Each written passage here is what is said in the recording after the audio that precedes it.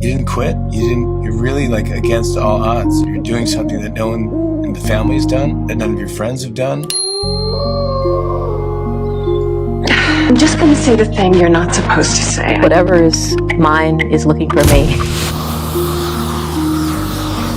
You have to know what road to take to get to your final destination. Everything that you ever wanted is on the other side of fear. Hello. Okay, I need to move my mic just a little. Testing 1 2 1 2.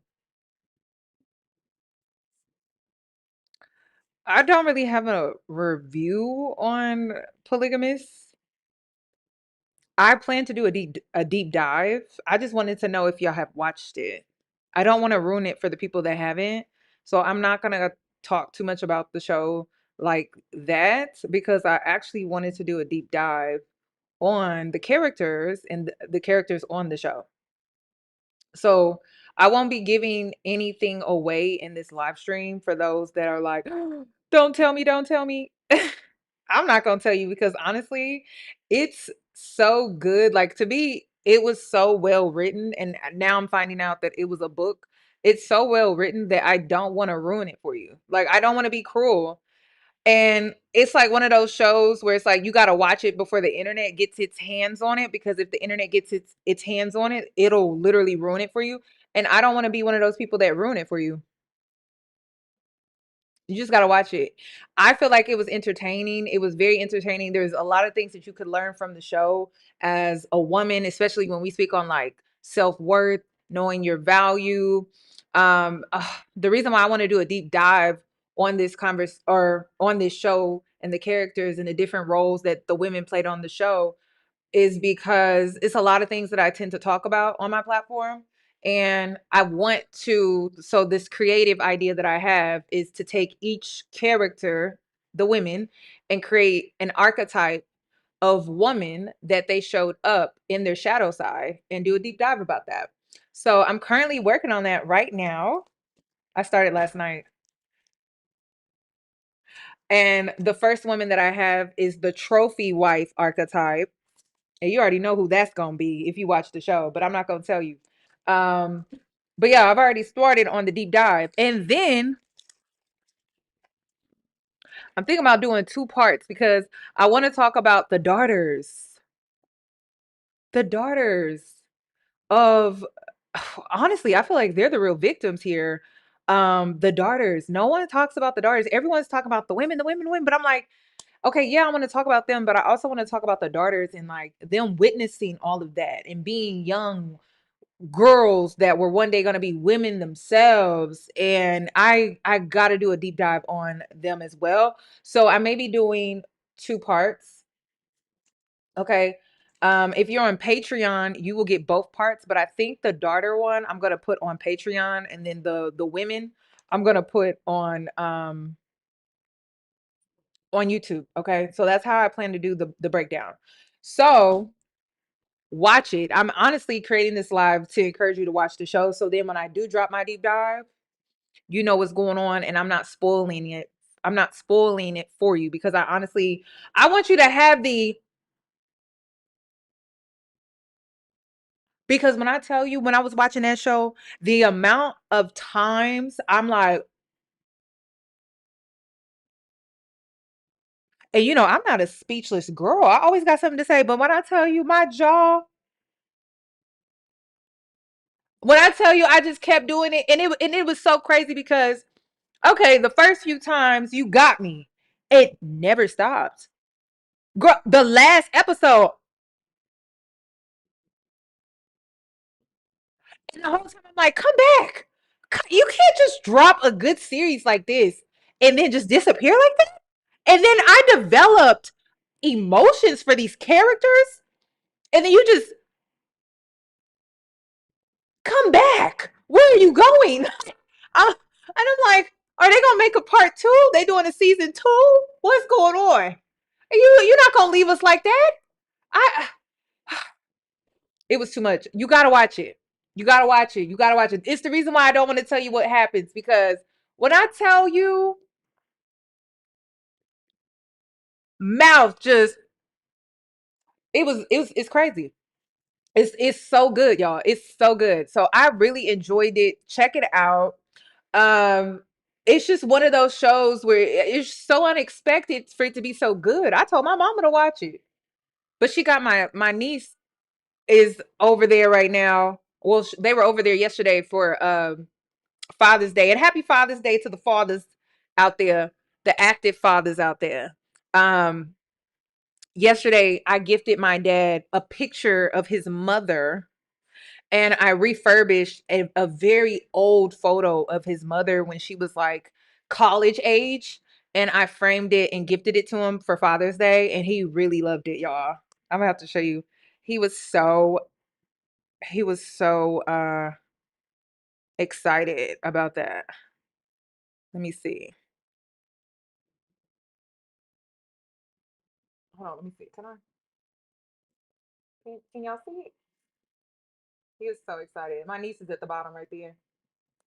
So he was so excited. I look just like my grandmother. Let me see if I can show you a photo of her real quick. My grandmother. Let's see. Is it gonna zoom in?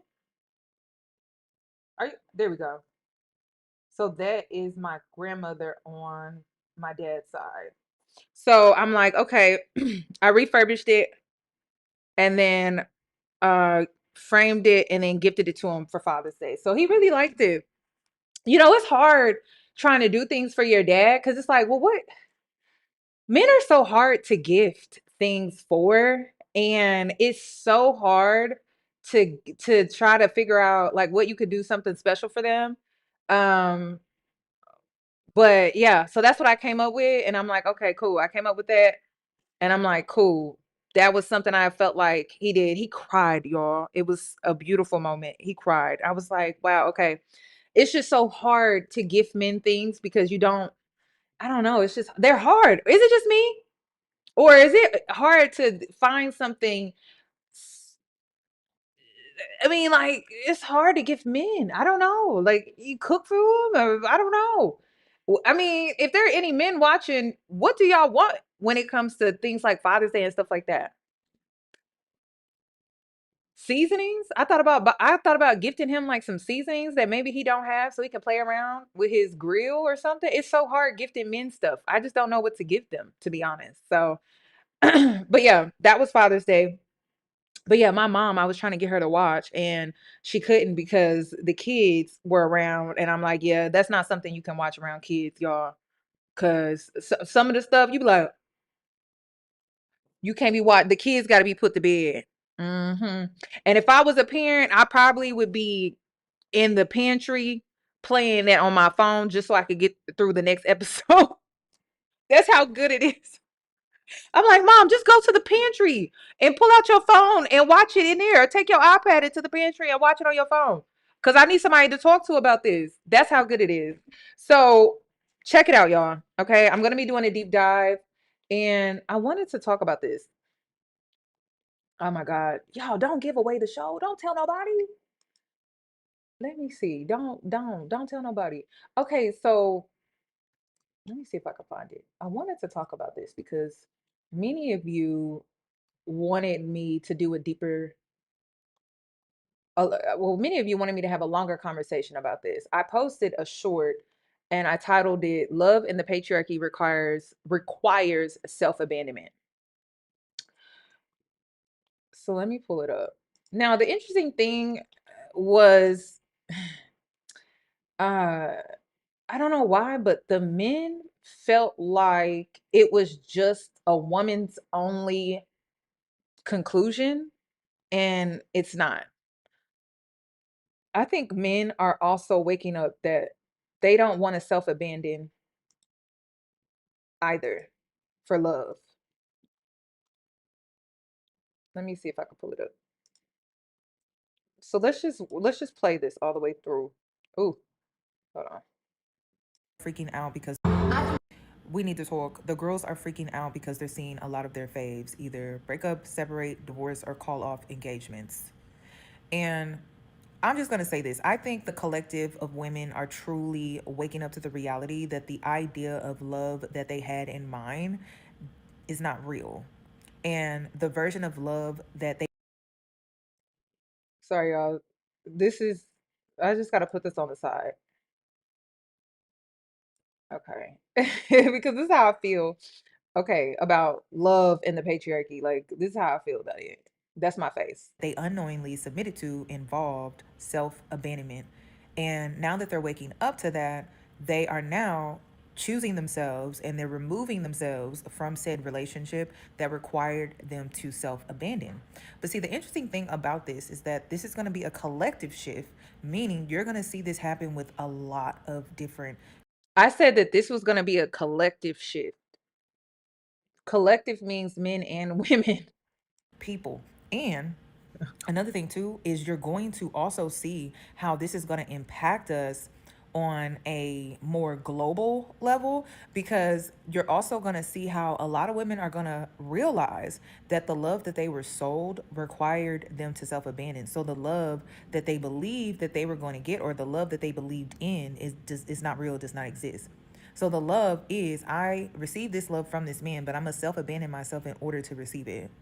When a woman is truly working on herself and she is doing the work where she is coming into the realization of self-actualization and she's understanding her self-worth and her value, she's not going to self-abandon just to be in partnership or to be in a relationship or to just have a family and kids.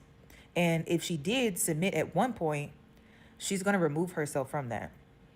So that's what you're seeing. You're seeing women wake up and you're seeing how they're no longer wanting to choose self abandonment just to be loved, just to be married, just to have kids and be in a family.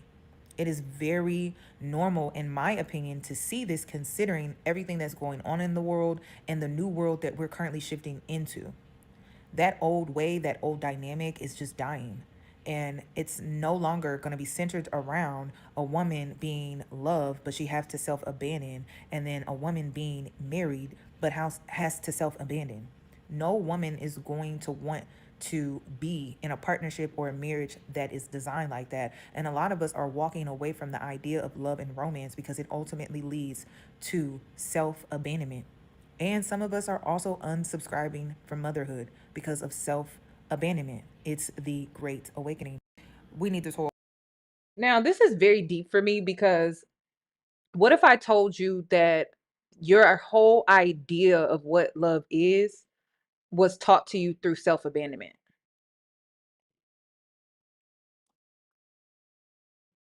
The way your brain was programmed, right, was for you to self abandon to receive that love. And one thing I learned about the patriarchy, because, this also involves religion and God and Christianity and everything, is that there's also a layer of that where, you're taught that from the time that you come here, that you're a sinner, that you're not worthy, and all of this stuff. But what if I told you that there's no difference when it comes to the idea of love and the patriarchy as well, that you are supposed to make yourself worthy, and you're supposed to prove that worthiness. And it's not just a woman thing. Like, this goes for men as well. And there's another layer to this, because this is very deep for me. What if I also told you too that you have a lot of people that are missing this world that used to exist, because the old world is dying, and then there's this new world, right? But what was the old world? It was this one.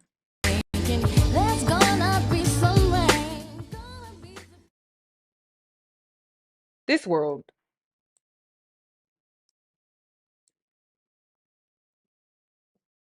When life was simple,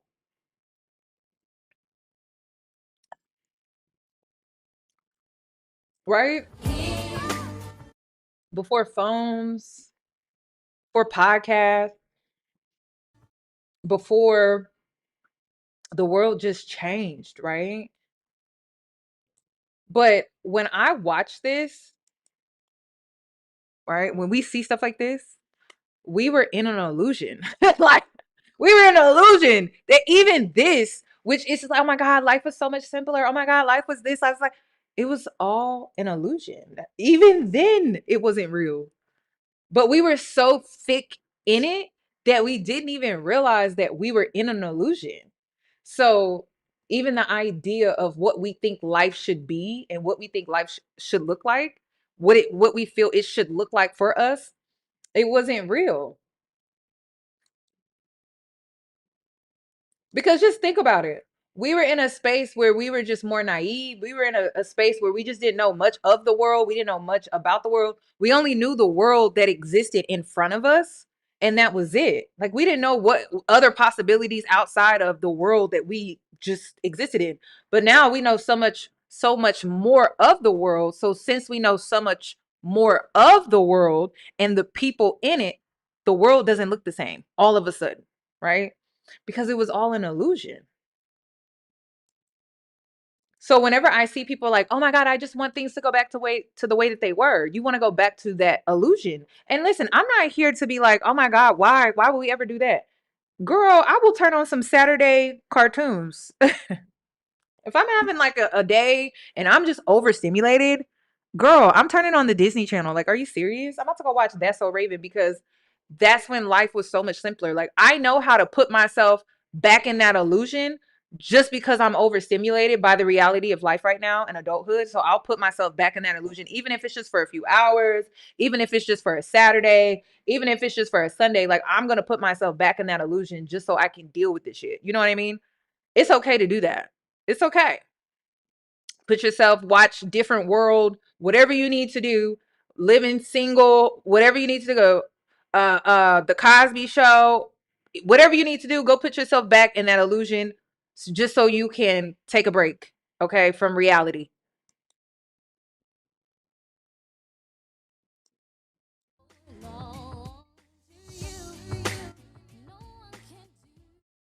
And what is the difference between then versus now? Lack of awareness. Like, that's it. Lack of awareness. That's it. It's just you just weren't aware of certain things, and now you're aware of so much more. Okay, shout out to the Gen Xers. Let me show you this other one too. Let me see. Let me see. Oh, this one. This one.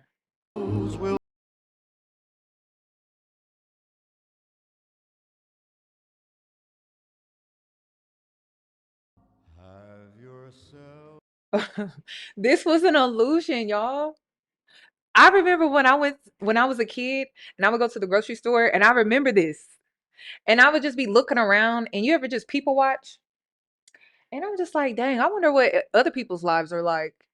You see them checking out and you see them like just doing the regular mundane thing like normal people do. They go to the grocery store, they buy things, they pick things up, they leave, they pay, and da da da. They check out, all of that stuff. I remember going to Blockbusters, and sometimes I would people watch like, I wonder what movie they're about to go watch. I wonder what they're about to go do. I wonder, like, when you just pick your own brain about what another person's life is really like outside of this moment that you're sharing with them in this public space. But again, like you just look around, it's like it was just an illusion.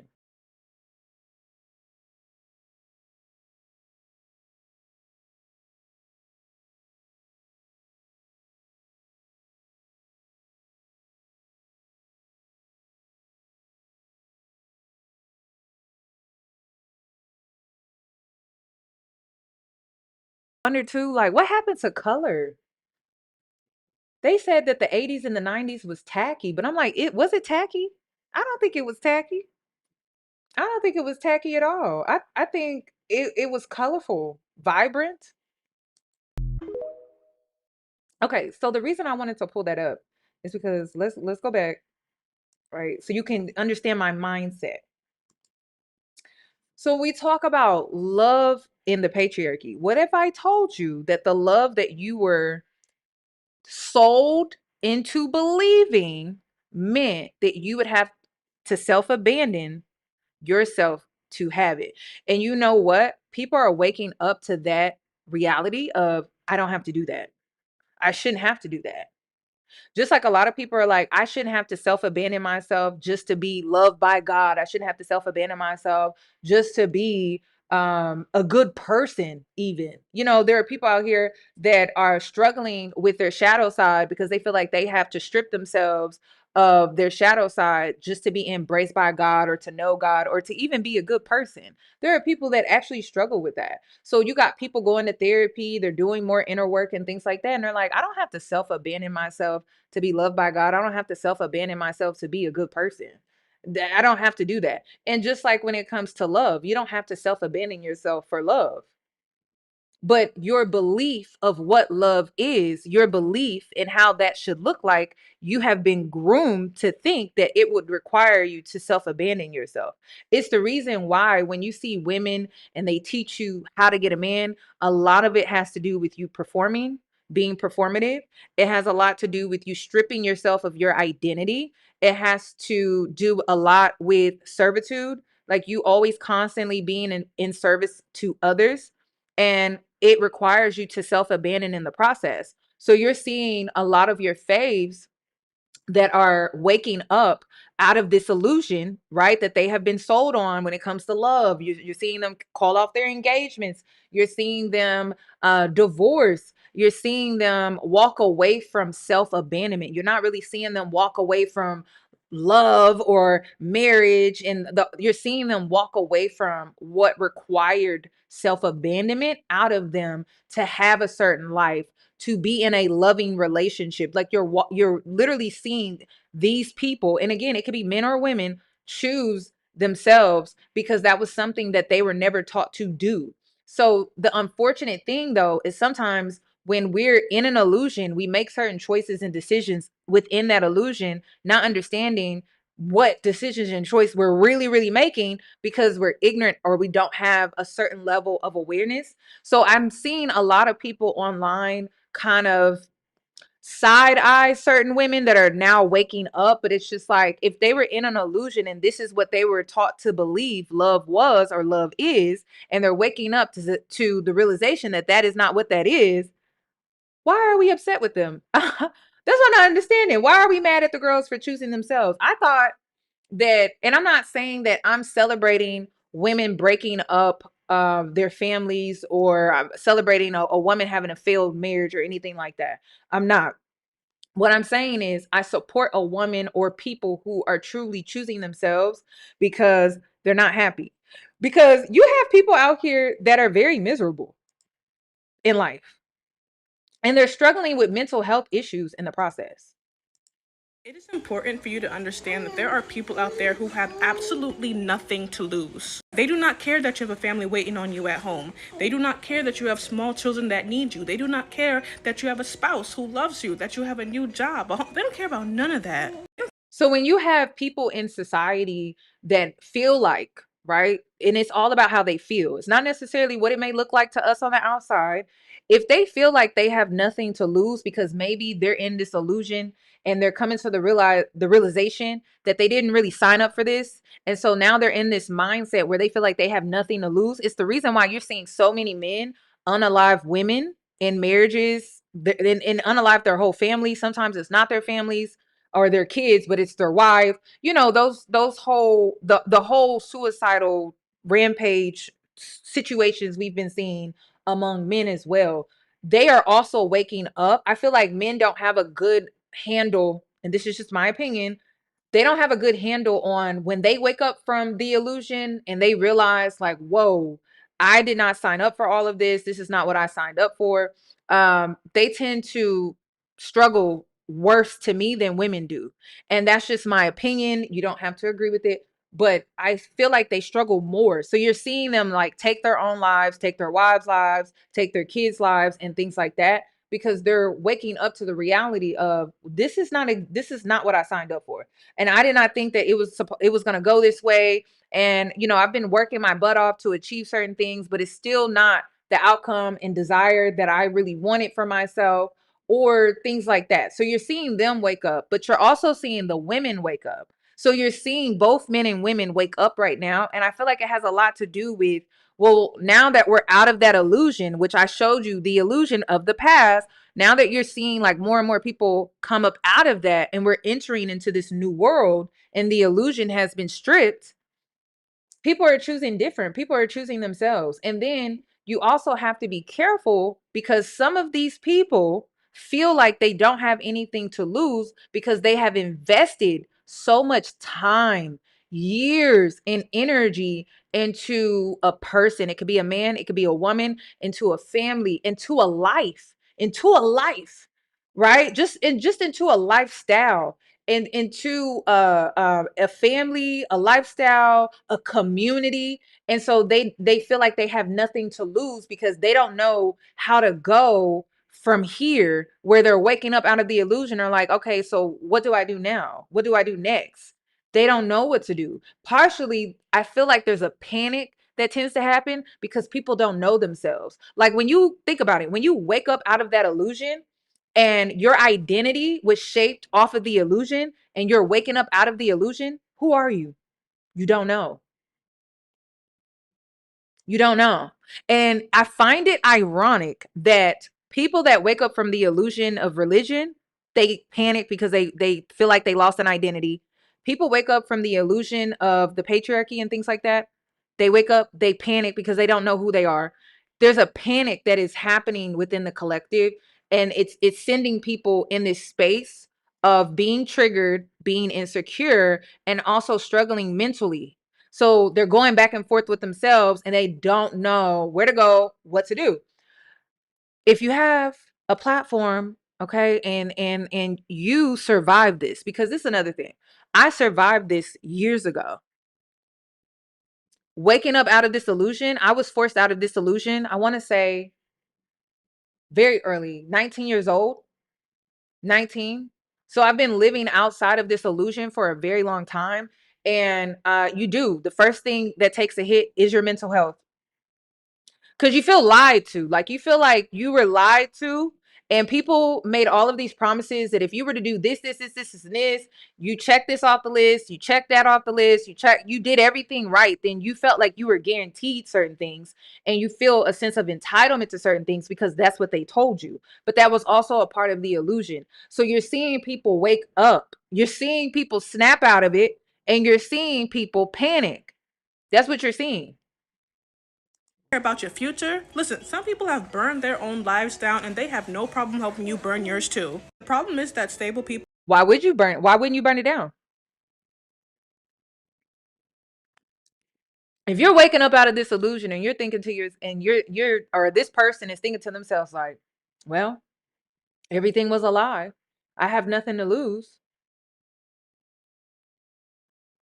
They're going to try to destroy your life because they're like, everything was a lie, and you get to be happy and you get to have peace and you get to go home and do this and this and this. Not everybody's going to respond well to this change that's currently happening in the collective. Okay, so pick and choose your battles wisely. And that's why I titled this emotional how to emotionally or properly regulate yourself.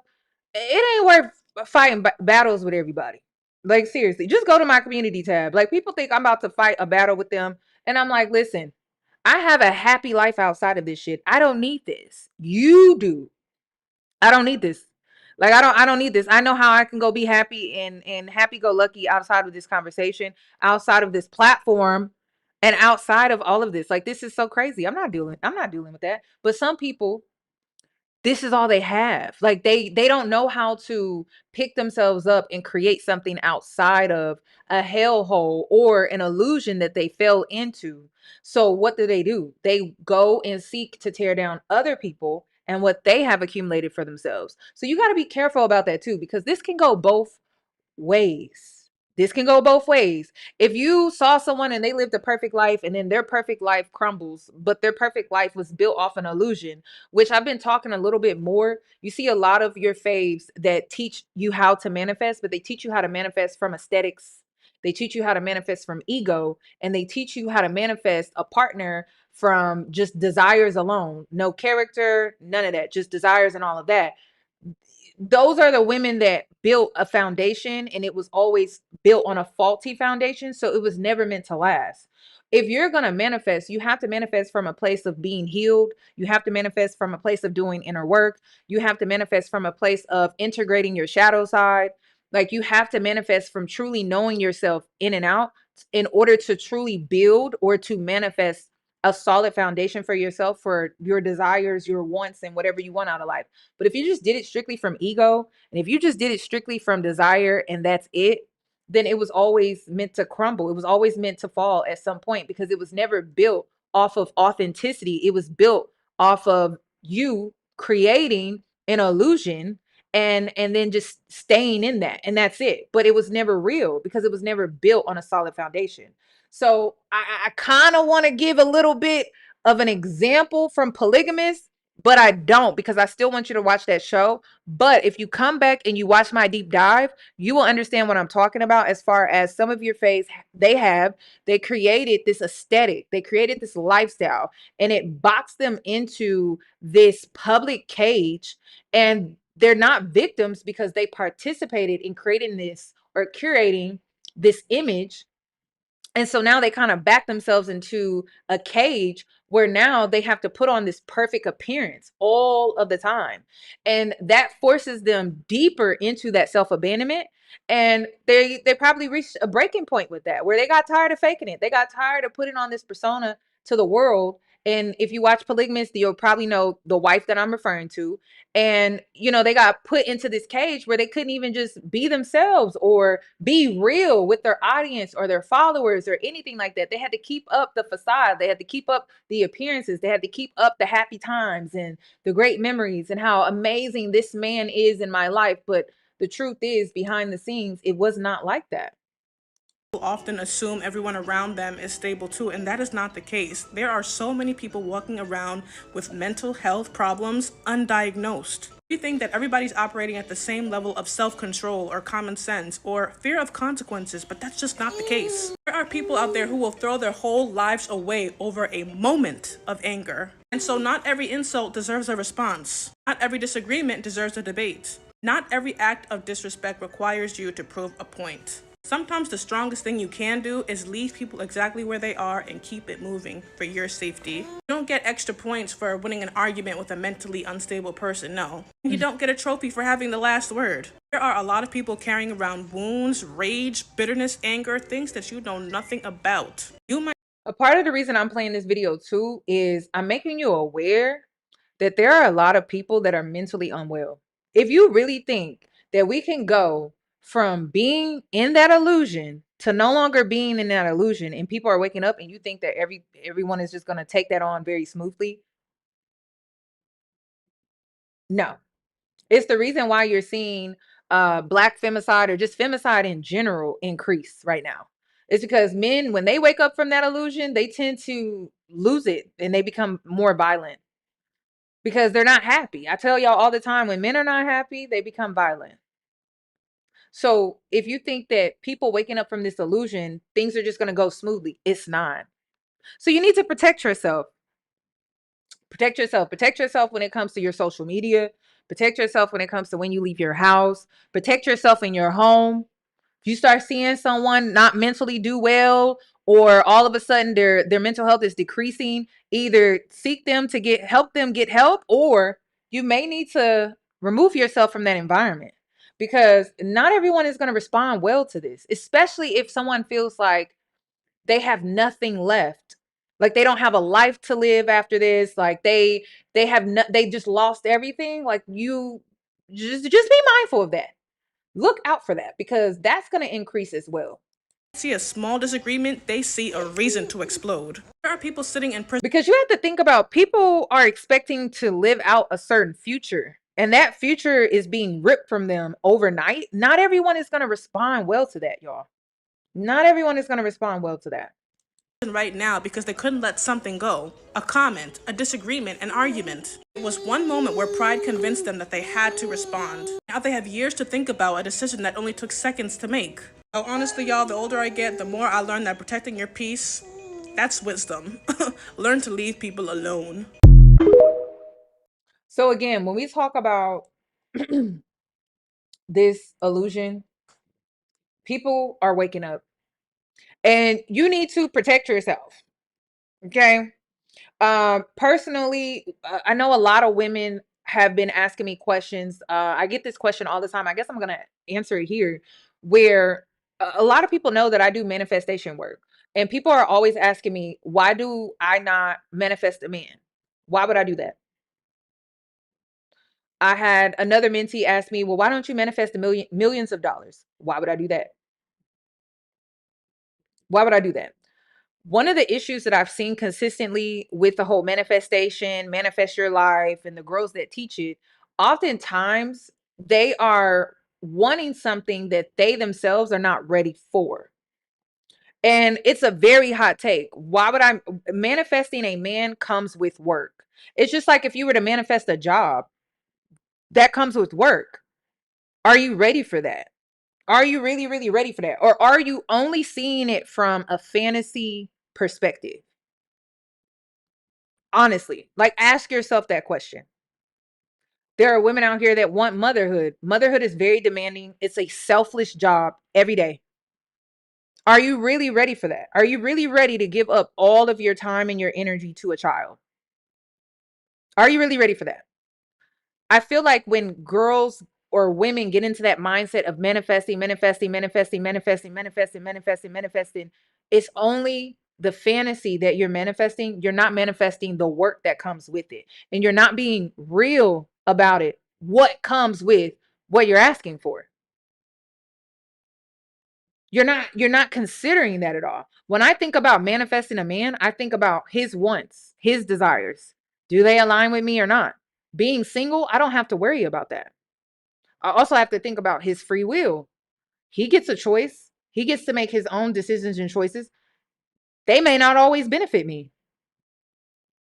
This person may not always consider me when it comes to certain choices and decisions that he chooses to make. It may negatively impact me. When I think of manifesting, I think from a practical place. Yeah, you can be delusional if you want, but to be all delusion and not be practical at all, you're setting yourself up to fail. You always have to consider that when you manifest another person, they come with free will that you will not be able to control. You may think you can control that other person, but you will never be able to control them. So when you are like, oh, let me just manifest a man, that person comes with free will. When you consider manifesting more money, it comes with responsibility. To have more money is to know how to manage it. To have more money is to know how to make it. It's going to come with longer hours, more time to invest, more time to do X, Y, and Z. I feel like a lot of people manifest from a delusional place, and it's actually not delusional, it's more childish. Because when you ask for certain things, you must also understand that it comes with other things that maybe you don't want to deal with. And that's just the facts of life. It's not something that I'm making up myself. Like, it's just the facts of life. When you manifest a brand new job, you may work that job for a while and then you realize it's a job. It's a job. One of my favorite things to do is to manifest what I want to experience. Not necessarily this thing or this person. So one thing that I like to do, I like to manifest peace. Peace. I manifest happiness, contentment, joy, love, not a man. I manifest a comfortable life, an easy life, not money. I manifest leisure. I manifest characteristics in myself that I want to be embody and become. Not I want to buy this, or I want this or that. I manifest the characteristics that would get me those things. Not, oh, I want this or I want that. How I manifest is completely different. I manifest through transformation, not just materialistic wants or desires or things like that. When you manifest people, one thing that I learned, depending on where you are in life, you attract from the level in which you are on. And say like you haven't developed a great level of self-worth within yourself. You don't really know yourself like that. You have low self-worth, you have low self-esteem, you have low confidence, and all of these things. You have this desire and you have this want, but where you are internally, right, you are more in lack, right?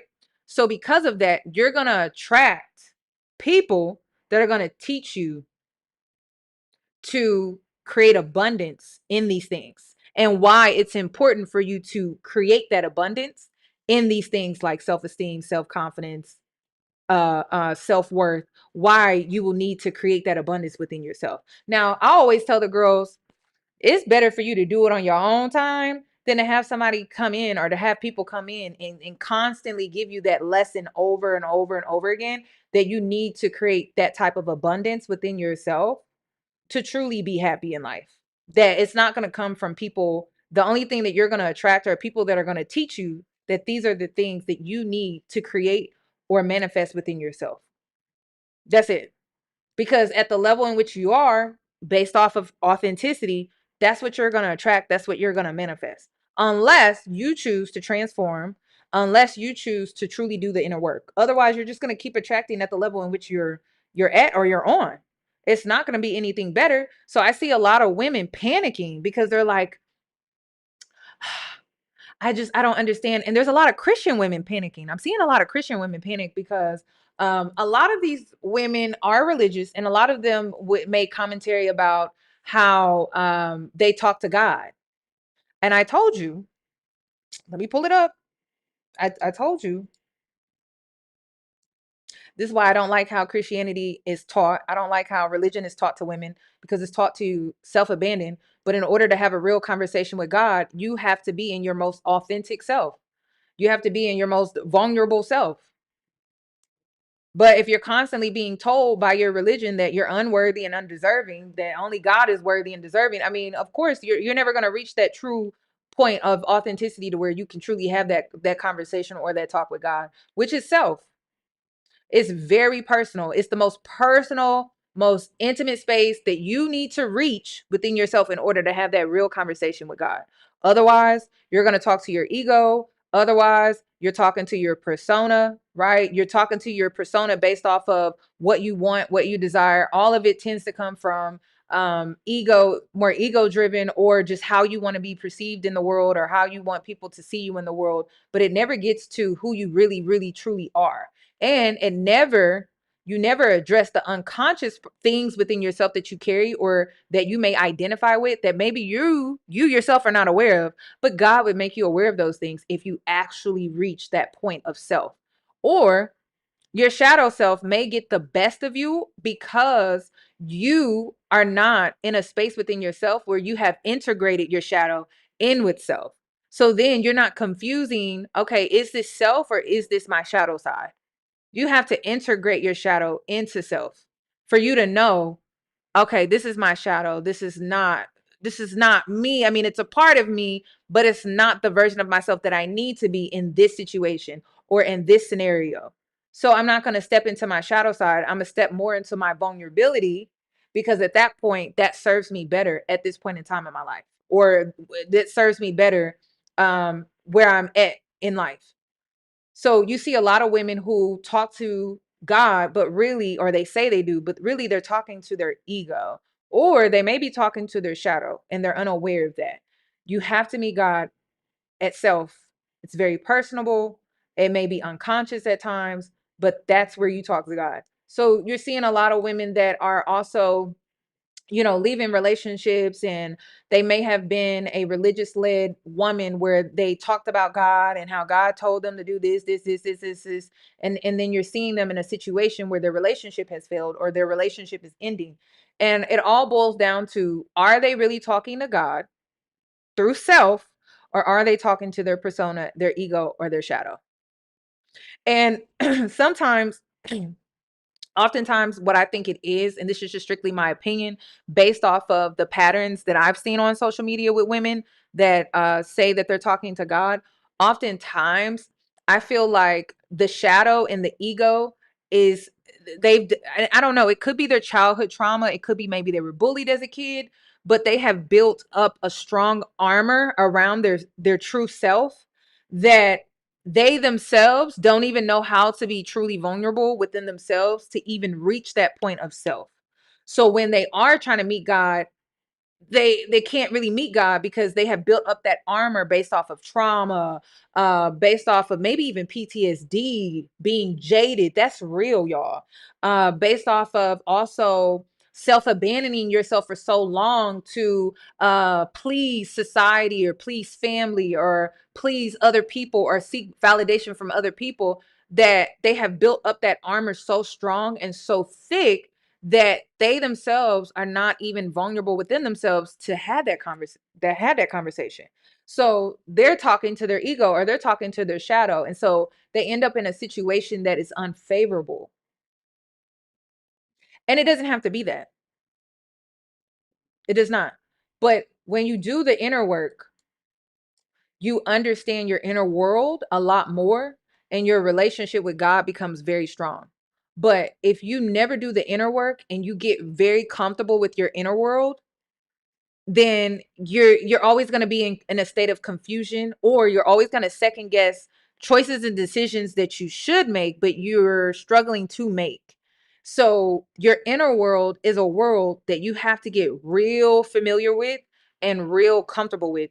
And I'm going to tell you that your shadow side is probably going to be your biggest struggle, because in society, people project different things onto you because there is a shadow that follows you, right? And so people may project that onto you, but the way they project these things onto you is for you to feel shame or to feel guilt or to feel like you're a bad person and all of these things. So your shadow side is probably going to be the hardest thing that you will have to work on and transform within yourself because of how society paints it, especially for women. A woman who respects herself, and because she respects herself, she may come across difficult. They call her a bitch. A woman with boundaries is a bitch. That's just what she is. A woman that cannot be controlled is a witch. She can't be controlled. She's a witch. A woman that lives from self-actualization, not outside validation, she's arrogant. She's so full of herself. She's so full of herself. The most weirdest experience I've had since doing work on myself and like better myself is like the projections that people put on me. And I'm just like, wow. So when I had low self-esteem, when I did not know myself, people had something to say. Now that I've worked on those things, people still have something to say. People gonna always have something to say. That's why you cannot care. You literally cannot care. You cannot over care to the point where you're making yourself smaller, or you're making yourself smaller to make others feel comfortable. Like, you're never going to win that. So why try? People are always going to have something to say. And when someone doesn't like you, they don't like you. And the way that I interpret that, I interpret someone not liking me as that's their choice. That is what makes them authentic, because there are going to be people that I won't like either. So I'm not going to be mad at them like, oh my God, they don't like me. Who gives a fuck? Like, that's part of their authenticity. And then you don't always have to get to the bottom of it. Like, well, why don't you like me? Who gives a fuck? Some people don't really need a reason. That's just how they are. But you got to let them be them and you continue to be you. You can't stress about people not liking you and all of that. Like, that's just a waste of time, because it's damned if you do, damned if you don't. You're going to be damned either way. But the way I take on the approach is, if I'm going to be damned either way, I'm going to do what the fuck I want to do with my life. And it's still going to make people upset. It's still going to make people mad. But at least I'm happy. That's what it's all about. So damned if you do, damned if you don't. But first, right? Just so that you're not doing it in a toxic way, you need to integrate your shadow side. Okay? Your shadow side are typically shadow traits, like characteristics, shadow emotions. Maybe they're unresolved, maybe they're unconscious, but they are emotions that you still carry. It could be bitterness. Okay. It could be disappointment. It could be anger. All of these traits, though, to me, I don't see as negative. I just, I would ask you, well, how are you integrating them into your life? How are you integrating them into your life? To be bitter brings awareness. Now, the only thing is, are you holding on to that bitterness or did you let it go? Did you release it?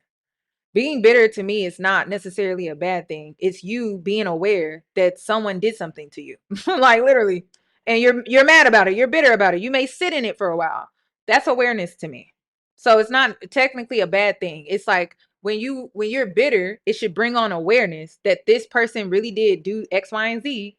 And you shouldn't just sit in it forever. Eventually you should get to a point where you let it go. But how do you know to let something go if you don't grow bitter? So bitterness to me is just awareness. Okay, you're bitter about something. Now you're aware that this person really did bother you in this type of way. How can we work through it, heal it, and release it and let it go so that we can move on? Because you can't move forward in heavy energy. You can't. And have a fresh outlook on life like you can't. So you got to let the bitterness go. But the bitterness should just be awareness that this is something that eventually you do need to let go of, because it's your anger that is growing now heavy. It's your disappointment that is now growing heavy. And it may get so heavy to the point where now it's dragging you down and it's keeping you stagnant, because bitter people are not able to move forward. Bitter people tend to be very stagnant in life. So use bitterness as awareness that, okay, this has now grown so heavy that I need to let it go. Because if I don't let it go, I won't be able to move forward. That's a shadow emotion, but it's a shadow emotion that can benefit you if you integrate your shadow into self. Because now when you know you're bitter about something, you're aware that, okay, I got to let this go so I can remove this stagnancy so I can move forward in life. When you're angry, anger is something that you need to validate within yourself. Because when you're angry about something, you need to observe it. Like, okay, why am I angry? Why am I mad? Get to the bottom of the anger. But sometimes anger is great energy to use. Okay. Y'all, I don't use anger to get a snatched body. I have used anger to start a business. Hell, if you get mad and you don't do nothing with it, I'm gonna be mad at you. Because why didn't you do nothing with that anger? Anger comes with so much energy where you, girl, you should be getting after it. I don't know with what. Go back to school. I mean, somebody piss you off like that and then you're really angry about it. You need to start using that energy, and it's a way for you to release it too. This is how you release it. But you need to take that anger and you need to do something with it. I don't know. I don't know what it could be. I don't know.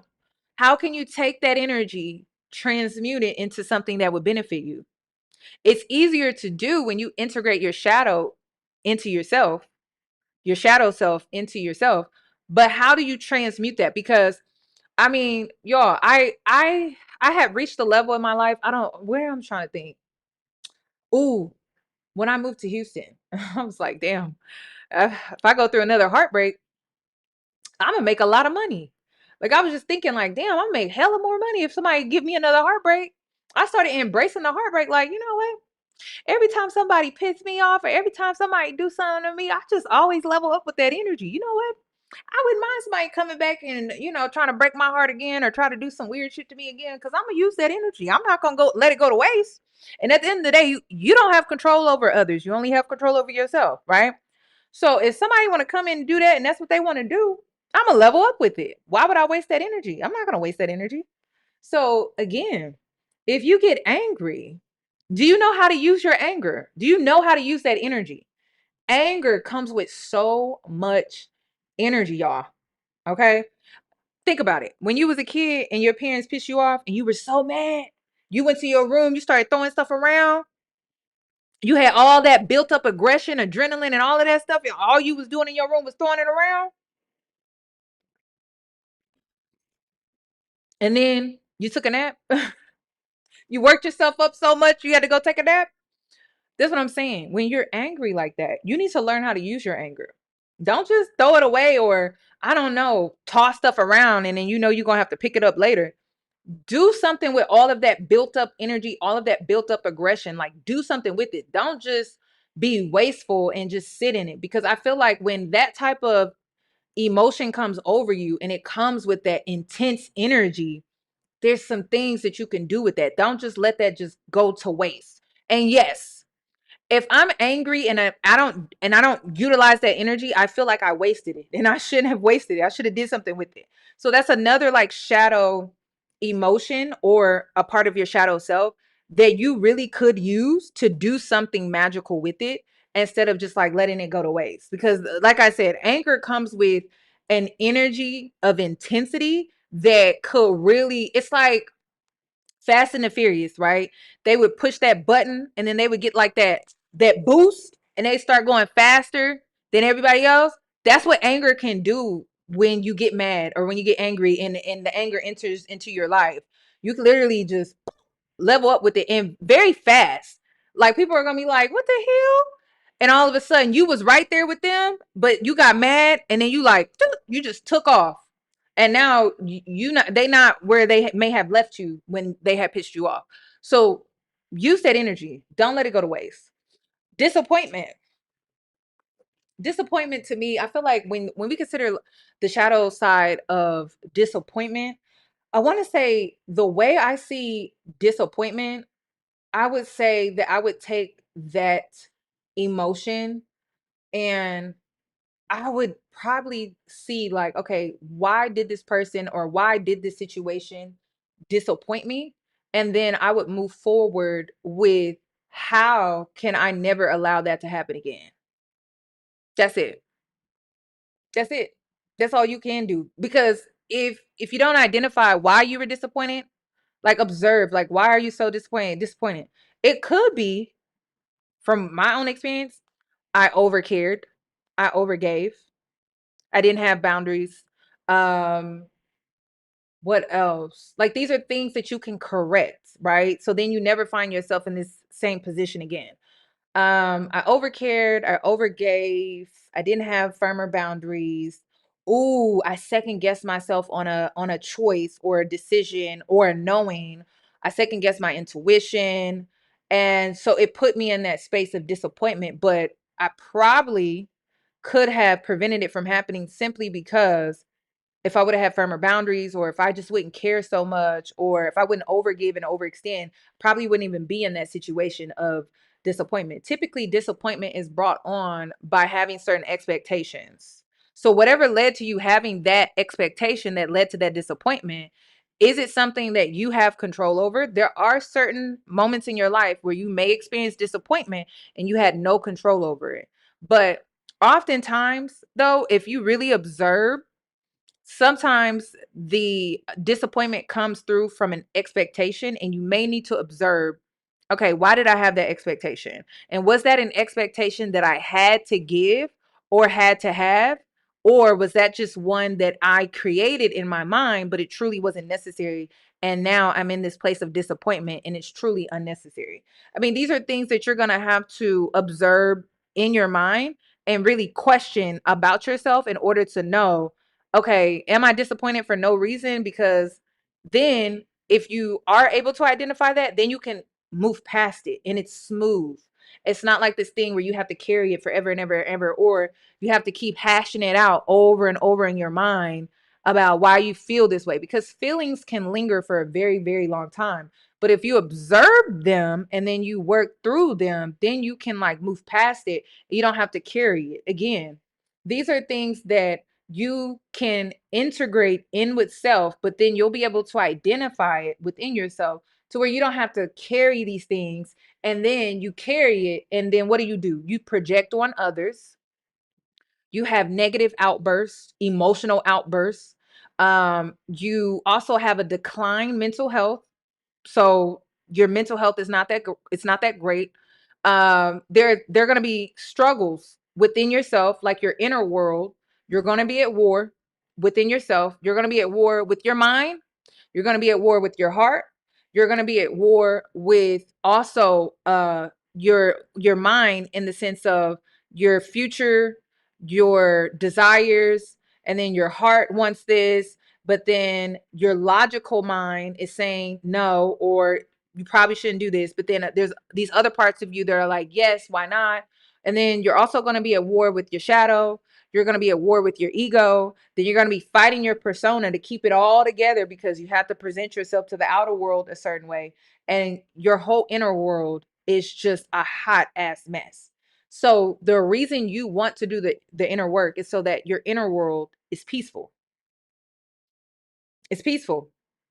But I'm going to tell you right now that in order for you to have an inner peace, you got to kick a lot of people out.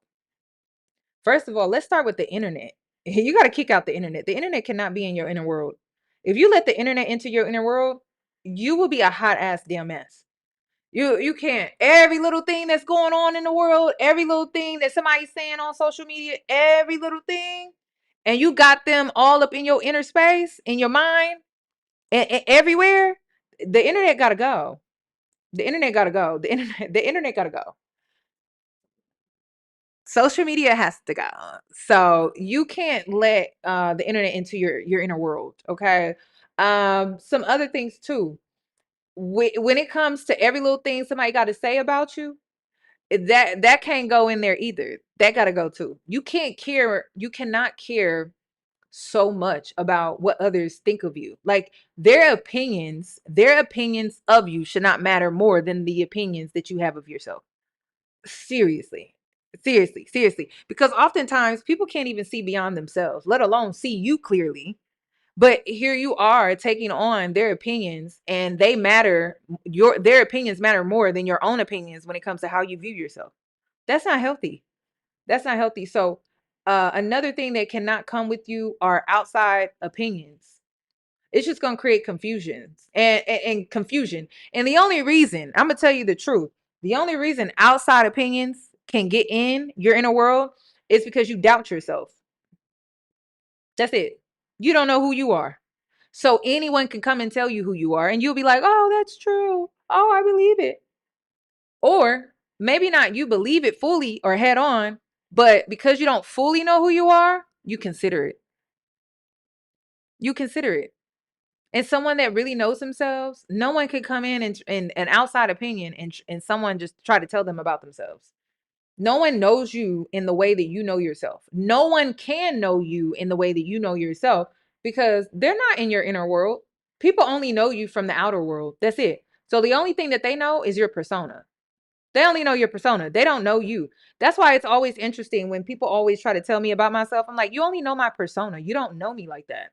And it's very weird when people think that they know you through social media or just in passing, like parasocial uh um uh experiences. It's like you don't know someone. You only know their persona. You only know what they want you to see. That's it. You can only guess. You can only make assumptions. You can only assume, but you really don't know. You only know a person's persona. To know someone is for them to invite you into their inner world. And if you don't have access to that, then you really don't know that person like that. And in order for you to be invited into someone's inner world, they have to share that intimate moment with you, or they have to share intimacy with you in order for you to really know who they really are. Otherwise, you just know their persona. And this is what be messing girls up too. When they meet men, you're meeting his persona. You don't know that man like that. You don't know that man like that. You only know who he is presenting himself to be. You do not know that man like that at all. You think you know, but you don't know. You met his persona. And then his persona is backed up by his ego. You do not know that man like that. Okay. You'll probably find or know his shadow side before you actually know the real him. You don't know people like that. When you look at the outer world, okay, the first thing that you see is a person's persona. So because you're in the outer world when it comes to their inner world, the only thing you know about that person is the persona in which they portray to the world. That's it. You don't know them like that. You have to get to know somebody. And to get to know someone, you have to get to know them over time. And you have to share intimacy. Intimacy is not always sex. You have to share real intimacy with them, most likely through vulnerability, in order to really, really, truly, truly, truly know them. And then they have to show up consistently in that space with you to truly know somebody like that, or to truly know that person like that. Otherwise, you don't really know that person like that. And this is why sometimes too, um, I've been in situations where I've been friends with people, I've been lovers with people, and people are like, "Oh, I never really knew that about her." And it's like, I never opened up to you like that. Like, that's just me being honest. Like, I never poured my heart out. I never told you my feelings. I didn't do all of that. So of course you would know. Why, how would you know if I didn't share that type of relationship with you? And that's the thing. It's like people think that just because they share space with you, but they don't share actual intimacy with you, that they know you, but they really don't. Or you know someone, but you really don't. You really don't. So, like I was saying, when it comes to your inner world, everybody don't need to be up in that. Okay. There's some things that you need to keep to yourself.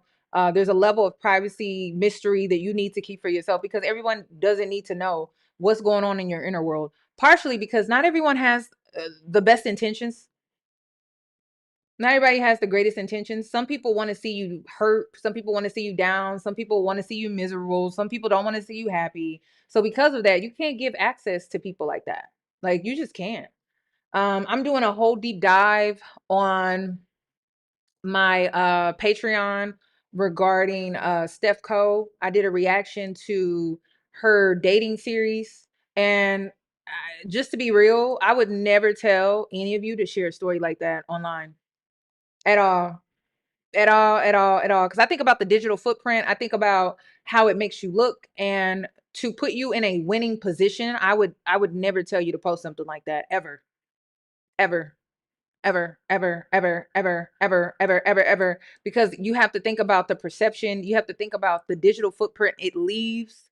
You have to think about, okay, this situation didn't work out, but if you were to put yourself back out there to date, this is gonna follow you, and it's just not a good look. So I would, and why? Because people, right? You let people into your inner world. You told them something, and now everyone is in on this whole situation. Everyone is picking apart your inner world, and the world should have never known about all of that, like at all, at all, at all, at all. And I get it. Some people like to do things for the plot.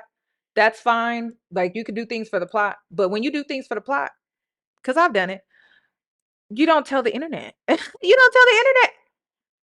You don't tell the internet. Some of y'all need to use the internet like it's your mama. There's things I would never tell my damn mama. So if I wouldn't tell my mama it, then I wouldn't tell y'all. I wouldn't tell the internet. If I wouldn't, and then some of y'all need to look at the internet like it's your grandmother. Would you tell your grandmama that? No, you wouldn't. You wouldn't. You wouldn't, because why? You wouldn't want grandma in your business. You wouldn't want your mama in your business. So why are you telling the internet? You can't let everybody get into your inner world all the time. You can't because people will weaponize it, try to manipulate you with it, will try to hold it over your head. They'll try to hold it over your head. Now, I'm one of them people where I can let stuff go. I'm not gonna hold it over your head because I don't expect for people to be perfect. But there are other people where they will hold it over your head for dear life for years. So be careful about what you're sharing online because not everything needs to be shared on here. And then another thing too, be careful about when you're in community with women, when you share certain things and they think it's funny, are they laughing with you or are they laughing at you? Because there's some points in that story time where I'm just like, this is not funny. This is not funny. I don't think this is funny. I don't think this is entertaining at all. Actually, I felt like it was quite mean, to be honest. At different points in her storytelling, it just was not funny. It was felt like it was it screamed, I've been bullied in my life and now I make jokes of my traumatic experiences because I've been bullied so much in my life and I have been made out to be a mockery to others, and so now I join in on it as a coping mechanism because I've been bullied before. I just didn't like it. It's not funny. It's not funny. It's not funny at all. It's not funny. So it's hard to, and the reason I'm saying this is because when you post content like that, it's for entertainment purposes, but some of that stuff wasn't entertaining to me. It was actually hurtful, because if you're someone that has any humility, right? You think about that person being in that moment and living through that experience. What's funny about that? There's nothing funny about that. That was actually very mean. That was very cruel. And that's the thing. But I don't fault people for laughing, because again, she posted it for entertainment, right? So what are you supposed to do in that moment, right? And she may have said it, or may have expressed the story in an animated way. So I'm assuming she wanted you to laugh. But some of that stuff, it just, I don't, it just wasn't funny. I've also been the type of friend where, people will use you for entertainment based off of your chaos and all of that stuff. And you think that, they're just loving everything about your chaos and things like that, but really they're making fun of it and they're judging you for it. So just be careful about when you're in community with women, and the things that you share with them, good and bad. Are they really laughing with you about it, or are they making fun of you? Because there is a difference. And when it comes to some things that I feel like your friends go through, or just women that you're in community go through, it's not funny. And if you really care about that person, you wouldn't laugh at it, because it's like, you just don't want to see somebody go through something like that, especially over and over and over again. It's a lot. It's a lot. So just be careful about that. But again, that has a lot to do with self-esteem, raising the bar for yourself so that you're always respected. And when it comes to a story time like that, it could lead to people feeling like they don't have to respect you because of some of the details that were in that story, and then the things that followed after. So just be careful about stuff like that. I personally wouldn't want any of you to share a story like that, simply because of really the impact it would have on you after the fact, or just how it may impact you later in life. Like, I just wouldn't want you to share something like that. And be careful about sharing dating stories online, because you may move on in life, but other people may not move on in life after you share that story. So just be careful. And then too, if you do plan to date somebody new or somebody different later in the future, you don't want that floating around on social media, unless you can guarantee that you're gonna have like a Risa Tisa type of special, which I think Risa Tisa, like, her situation was very unique, and it was different. And I think that's it. That's all that they wrote. They're not handing out no more deals like that. So I think that Risa Tisa made the girls feel comfortable with sharing those stories, but she was the only one that really benefited from sharing a story like that. So just be careful about sharing your business online, because not everybody is laughing with you, and not everybody is taking it on from just a lighthearted place. Like, some people are laughing and judging and pointing fingers because they don't want to see you win. They don't want to see you come up from where you are.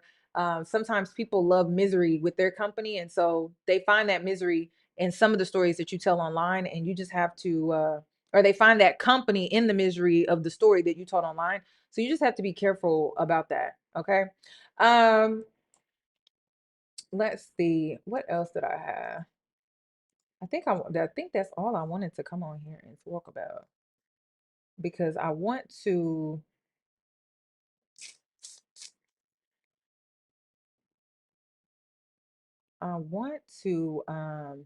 do my deep dives, but I wanted to check in on here. So yeah, make sure that you all watch The Polygamist, because when I drop my deep dive, I want y'all to know what's going on.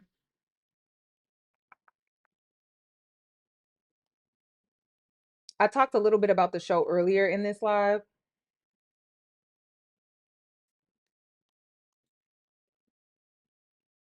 so just be careful about that. Oh, also, you know what? I'll talk about that later. Feel like, hold on, let me see. Let me play this and then I'll be done. I know what it is like to do all of the work, the shadow work, Wait the a real minute. Is this too low? Can y'all hear that? I don't think y'all can hear it. Are y'all able to hear it?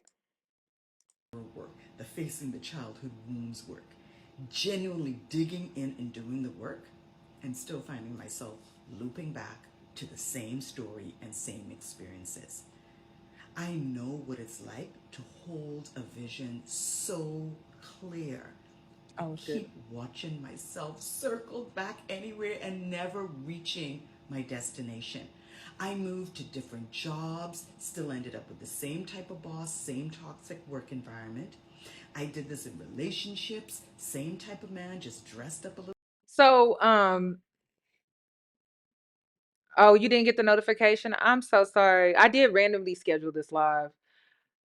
Okay, so one thing that I also wanted to include is I don't know why I'm having a hard time hearing her, but y'all can hear her. But one thing I also wanted to include in this live, oh, and if you're in here, please give the video a thumbs up, because if y'all didn't get the notification, then if this video doesn't get any type of engagement, then it's probably not going to be pushed, and then more people are not going to see it. So just make sure that you can give the video a thumbs up. Um, it's very quiet. I wanted to talk about.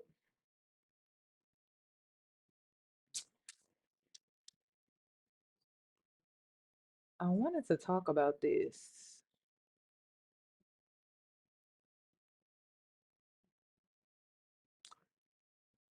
Can you hear it good enough for me to keep playing it or no?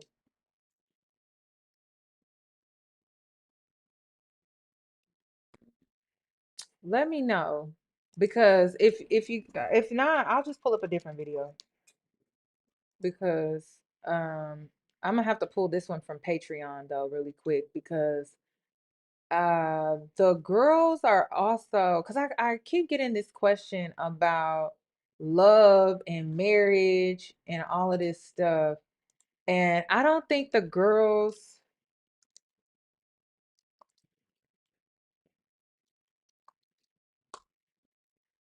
I don't think the girls were really listening to me when I talked about this. I want to say back in 2024.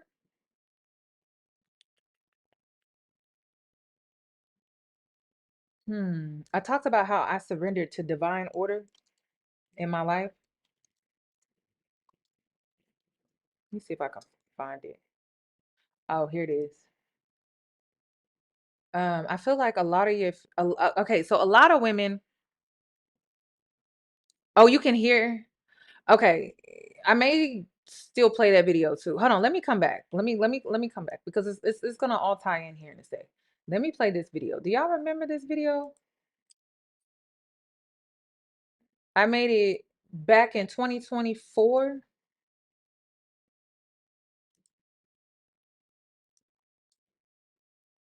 So, yeah, 2024. Now, in 2024, I chose myself.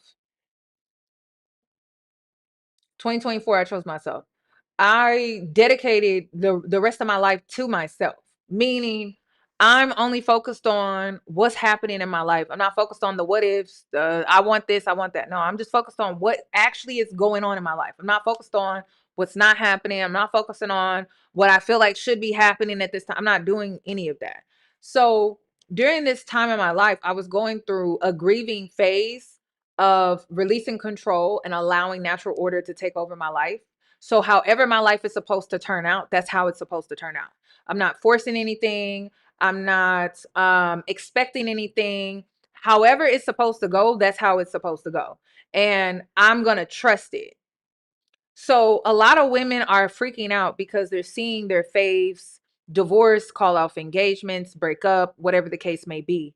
And a lot of women are panicking because of this, because they're like, well, there's no hope for me if all these people are like getting divorced, or they're walking away from their spouses and yada, yada, yada. And I'm just going to play this video again, just a little bit of it, because this is where I was in 2024. And I'm like, what's this 2024? I gotta figure out if this was 2024 or 2023. But it's when I chose celibacy. It's when, or I chose to remain abstinent. It's when I chose to not focus on dating anymore. It's when I decided to really pour more into myself and focus on myself, because I wasn't getting the experiences that I wanted from dating. I kept attracting men that were emotionally unavailable. And I'm just tired of that. I'm tired of being in relationships where there's an emotional imbalance, where I'm emotionally available and the other person is not. Or I'm emotionally open and ready for something serious, and the other person is either hesitant, unsure, or whatever the case may be. It got old, and I'm like, I'm tired of putting myself out there, and it's the same thing over and over and over again. So I decided to detach. I decided to release control, and I decided to allow natural order to take over my life. I've been much happier, just vibing, like just letting life just go the way it's just meant to. Like I'm no longer in the driver's seat. Like whatever's gonna happen, it's gonna happen. It's just gonna be what it's gonna be, and I'm gonna just be happy with it. And I've just been so much happier in life because of this. So either this was in 2023 or 2024, because this is me reposting this in 2024. So I must have done this closer to 2023, maybe even 2022. So I wanted to talk about this, and I need to put it on paper, but I think it's easier to put it on video.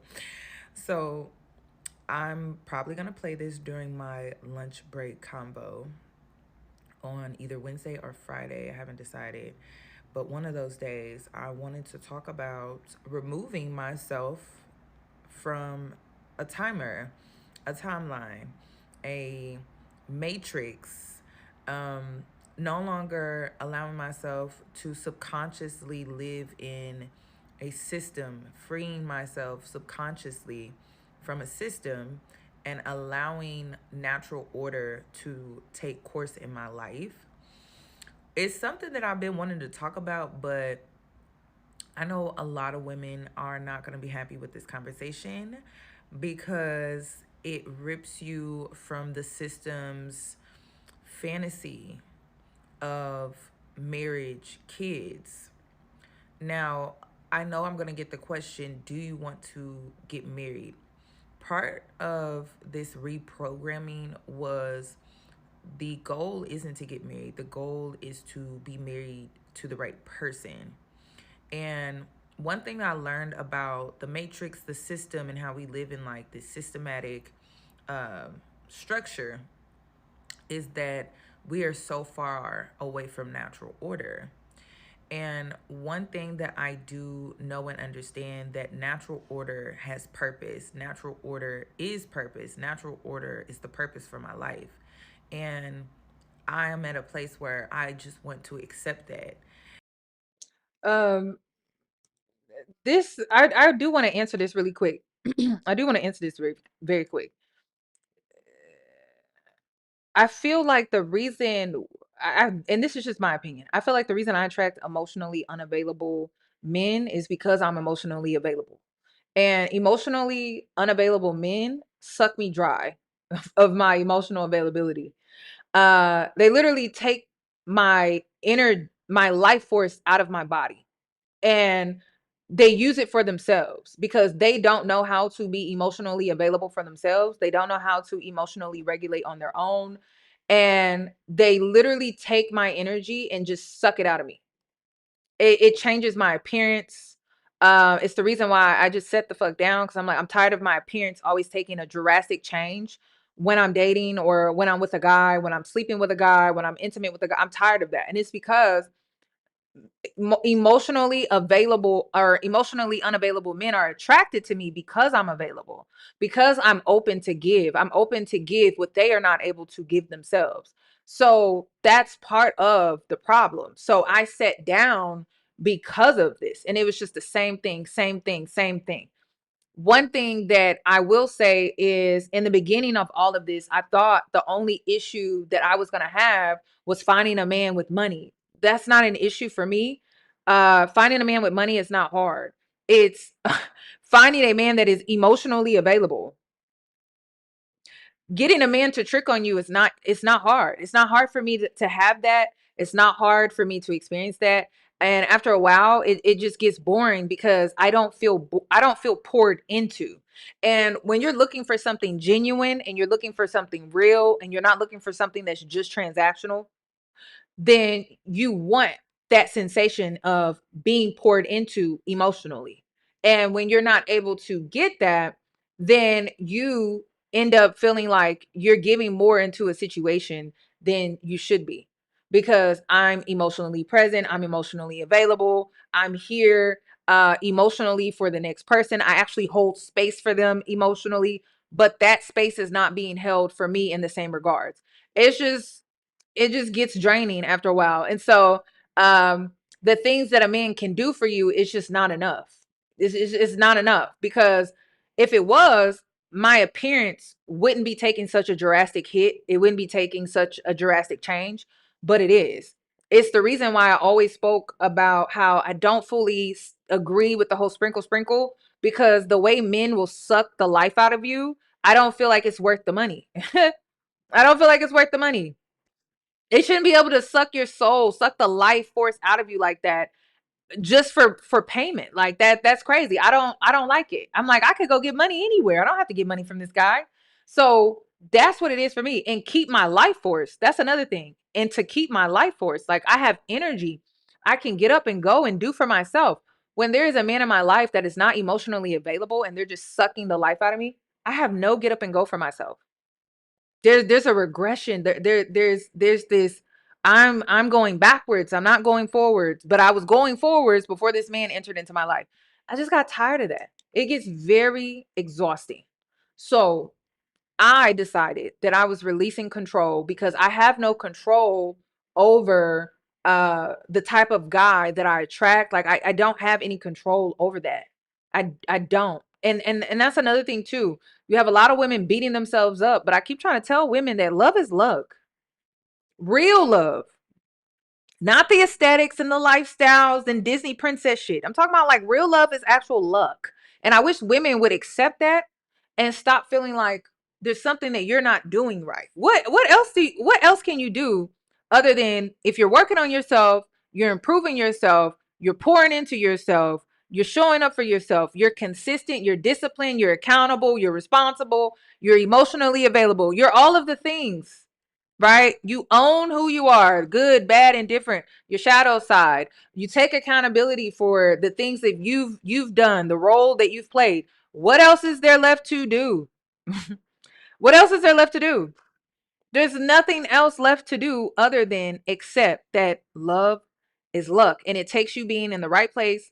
It takes you being in the right place, right person, right time. Uh, like alignment, like the stars, the moon, everything has to be aligned for real love and genuine love to really find you, and that's just the reality of it. So instead of you putting so much energy and focus into something that is literally out of your control and it takes luck, why not just release control and surrender to the natural order in your life? And I know it's hard. I never said that this is easy. When you go from girlhood to womanhood, you have to do the hard thing. There's no way around that. There's no gimmick. There's nothing I can sell you. This is something that you have to work on in your mind. Otherwise, you're going to be miserable. And you're going to miss out on a beautiful life, because your perfect life does not exist. There's still a beautiful life outside of the perfect life. So the perfect life is the life that you always thought your life was supposed to be, right? But have you ever thought about, outside of that perfect life, there's still another life, still a beautiful life that you can live outside of that perfect life that you have in your mind? And I feel like so many women just get stuck on that one picture perfect life. They don't consider that the other life that they could live, or the one where it's more realistic, because you're considering what you can do in this moment in your life right now. Not, well, if I had this or if I had that. You don't have those things. You don't have those things. But you can create a beautiful life based off of what you have right now in this moment. Not just what if this and what if that. No. What do you have right now in this moment? And how can you make it beautiful? Focus on that. Because to keep focusing on all this outside stuff, it is killing your self-esteem. And not only that, it's taking a hit on your mental health too. It just is. Because you're constantly putting yourself in a state of lack. Constantly. And one thing I also noticed too, when you stop putting yourself in a place of lack, you attract more, and you attract effortlessly too. You attract more. It's almost like when you stop putting yourself in that mental space of, I don't have this and I don't have that and I don't have this. when you take yourself out of that mental space, you actually attract more. It's something I've noticed since doing this. Since doing this, I have noticed a difference. I personally just have not been open to wanting to invest my time and attention or even taking the risk. But I have noticed that like opportunities just fall in my lap when it comes to potential prospects and things like that. But it's like I'm not even looking anymore. Like I'm not even interested anymore because I've literally changed focus, and I feel like this is the natural order that I'm supposed to be in, because if it wasn't, then I would have some type of urge to want to take the risk or to take the chance, but I don't. Like I don't have it. So I also feel like that's another thing too, that maybe I'm not supposed to be focused on that. Maybe I'm supposed to be focused on this. And a part of me too is choosing this because I have been in this space before where I took the risk and it wasn't worth the risk. It was just another distraction. It was just another detour. It was just another time wasted. So I'm just going to like focus on other things and focus on how I can make my life beautiful right now in this moment the way that it is, and not rely on certain outcomes or certain people to make it beautiful. That's just what I'm focused on right now. So let me continue to play this video. And before growing up, I was conditioned at a very young age to be controlling, to even somewhat be manipulative. And it's just part of the conditioning, it's part of the programming. And the reason it's like this is because you want a certain outcome, you are banking on a certain outcome. And if you don't get that outcome, then you are not happy in life, honestly. And so we get programmed to manipulate the quote unquote system to get what we want. But I'm taking a different approach. The approach that I'm taking is to release control, surrender, and allow natural order to take course over my life. I don't know where that's going to land me. I have no idea where I'm going to end up, but I know it's the natural order in my life. So it's different because I have to release control. And the main issue that I struggled with this was I could not let go of controlling the outcomes that I wanted. And the reason this was so hard for me to surrender and let go of control was because there were certain outcomes that I desired, like marriage, like kids. So this was hard for me. This was not easy at all. But I feel lighter. I feel free. I feel liberated because these things that we want, it's 100% out of our control. It's 100% out of our control. And most people have a hard time accepting this because they feel there's something that they can do to gain control, to manipulate a certain type of outcome. But we were never meant to be able to do that. And life is not supposed to be lived that way. It's just based off of the system. Now, why is the system shaped and structured like this? Capitalism. It costs to get married. It costs to have kids. And then also for the rich, it is also beneficial for them to encourage us to procreate as much as we would like, as much as we can, because it creates workers. It creates workers in the system. So I get the concept and I understand it completely, fully. But I'm going to take a step back from forcing things, controlling things, and allowing natural order to take place. Natural order is nature. Natural order is what I see in animals, in insects, in plants. So I'm allowing that to take place over my life. Like I said, I don't know where I'm going to end up. I don't know how this is going to end, but I am excited because, I don't know, I get giddy about the unknown. I get giddy about what's on the other side. I don't know. And I'm okay with that. And I think the reason why I'm okay with this is because like I really let go of control. I really surrendered to this life experience, and I don't know what life experience I actually signed up for. I'm just here experiencing it, and I don't know what's ahead. I don't know what's to come. I don't know. And I also want to say this too. Another reason I decided to do this was because when you see so many women force relationships and force situations and force outcomes, they're miserable. And I always say that I don't want to just be a mom. I want to be a happy mom. I don't want to be a mom in survival mode. I don't want to be a mother. I don't want my motherhood to be survival mode. I actually want to enjoy it, or I don't want it at all. Like, that's how my mind works. I don't want to be married. I want to be in a loving relationship. I want to be in a partnership. I don't want to just be in a relationship. I want a partner.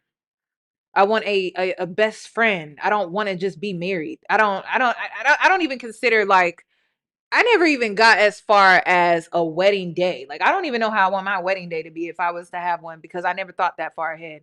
I thought about partnership, and I thought about, damn, like, who would really go through life with me and be an asset to a team that I want to create. That's it. I never got that far. And I don't really see partnerships anymore. I see people getting married. I see people in relationships and things like that. But when I think of, like, two people coming together, I think of like a teammate. I think of like a real partner where not one person is doing it all. Like, there's like this yin yang. There's this. It just makes sense when you see them because they work so well together. And I don't really see that anymore. I see aesthetics, I see lifestyle promotions and things, but I don't really see partnerships no more. And I grew up seeing a partnership. I grew up seeing a partnership. So it's hard when the only thing that's really being taught nowadays when it comes to like love, marriage, and partnerships is survival mode. That's it. I don't really see like partnership, best friends, and love. I don't see that really being taught. I just see transactions. I see survival mode. I see self-abandonment. I see a bunch of stuff that I don't want to partake in. And it's sad. It's sad when you grow up and you see a partnership. You've also seen what a survival marriage looks like a survival mode marriage looks like, but you also saw what a partnership marriage looks like with love in it, where you see two people that are really good friends. Like, they're not even just married, they're good friends. And when you see that, and then you go out into the world, and the only thing that's really being promoted when it comes to marriage and love and things like that are political agendas. That's huge. I'm seeing political agendas. Oh, you need to be conservative, or you need to be liberal, or it's just, or you, and then you need to be conservative in religion and all this stuff. It's like, that's not what I saw growing up when it came to a real partnership. Like, I didn't see all of that. You got the politics now. You have self-abandonment now. You have capitalism. You have a woman's purpose is to give birth and procreate with anyone, just anyone that will do. Like, it's just a lot going on where it's just like, if you don't surrender and release control and not be so hell bent on the outcome, or like this perfect picture, you're gonna get swept up in all of that. You're just gonna get swept up in all of that, and you're gonna be in a situation you will freaking hate. Okay, and you will waste years of your life. You will waste so many years of your life, and it's just like, it's not worth it to me. So you have to choose wisely. You have to be selective, and you have to also know what you want. You have to know what you're looking for. But I guess when it comes to this video, y'all, I gave up on looking. I'm not looking no more. Fuck that shit. Every time I go looking, it's a hot ass damn mess. So I'm not looking no more. I'm listen. I'm staying focused on this over here, because when you go looking, it doesn't seem natural. It seems like it's forced, and it seems like it's just not it. What my life is going to be, what my life story is going to be. Like, I have no idea. But I'm at this place in my life where I'm allowing natural order to take over. And I get to sit back on cruise mode and allow whatever to happen. And it's not that I don't have boundaries, standards, and somewhat expectations. But my expectations are only created when I'm in that particular position, situation, or I'm living in the present moment. All right, cool. I can have expectations. But I no longer have expectations over things that don't exist. If it's not existing in my reality. That is so true, because again, like, we're not in that illusion anymore. Like there's a lot of women and men that are just not in that illusion anymore, where we're just seeing it, we're seeing things for what they are. And it's always been there. Like it's not that it hasn't, it's always been there, but we're now just seeing it for what it really is. Right now, in this moment, I don't have any expectations. This is me releasing control. This is me allowing natural order to take place in my life. And I also had to tweak some things. Like people ask me, do you want to get married? Do you want to have kids with the right person? I feel like you will know when something truly found you that's worth having when you don't have to self-abandon to have it. When you can be your authentic self. It doesn't matter if it's a friendship, it doesn't matter if it's a lover, it doesn't matter. When you can be yourself and you don't have to self-abandon, you don't have to fake it, you don't have to pretend, you don't have to wear a mask, you don't have to be all of these things outside of yourself that don't even make you who you really are. That's when you'll know. But if you feel like you gotta perform, yeah, that's not natural. And I believe that if I allow natural order to take place in my life, if marriage is the natural order in my life, then it will be with the right person. Because I don't want to be married to the wrong person. I don't want to have kids with the wrong person. And I'm okay with it being like this because I wouldn't be happy any other way. Like if I got married to the wrong person, I would be miserable. If I had kids with the wrong person, I would be miserable. And a lot of people just focus on these things and not, but is it with the right person though? Or did you just get married? Did you have kids with the right person or did you just have kids? And I know I would not be happy. And that's what I'm saying. Like one thing that you need to also be looking at is like, yeah, these girls may be breaking up and calling off their engagements and things like that, but they're telling you that they were not happy. And this is why I have to ask, like, do women have egos? Oh, absolutely. Like there's plenty of women that just want to be married and have kids just so they can post that shit to Instagram.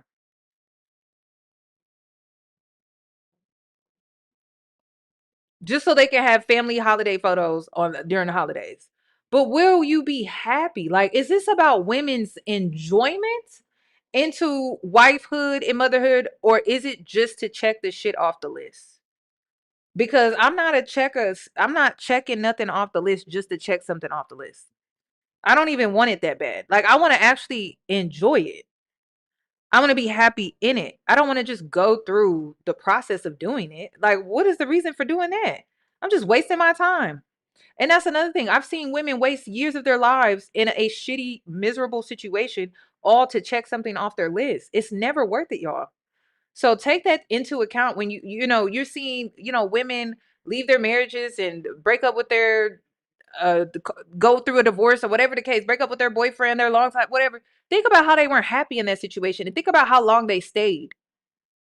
Is that what you're wanting so bad to rush into by forcing something? And I'm not saying this from a place of this is going to happen to you if you get with a man. I'm not saying that. I'm saying when you force it, when you are not allowing natural order to take over in your life, when you force it is what I'm talking about. Not saying that this is going to happen to any woman that gets with a man. I'm not saying that. I'm saying when you force something, that could be the outcome of your situation. So again, something is really meant for you. You don't have to self-abandon yourself, perform, pretend, or do any of that. You just have to be. You just have to be. Whatever that is, you just have to exist. I would be bitter and miserable if I got married to the wrong person. I would be bitter and miserable if I had kids by the wrong person. So I surrendered. I released control and I'm taking a step back. I'm in cruise mode and I'm We allowing just natural order to take its place in my life. And we it's just the cruise. best feeling ever. Like, it's so peaceful. I'm only worried about what's happening in my life right now. I'm not living my life according to a husband that I don't have, kids I don't have, a career I don't have, money that I don't have, the body that I don't have, the hair that I don't have.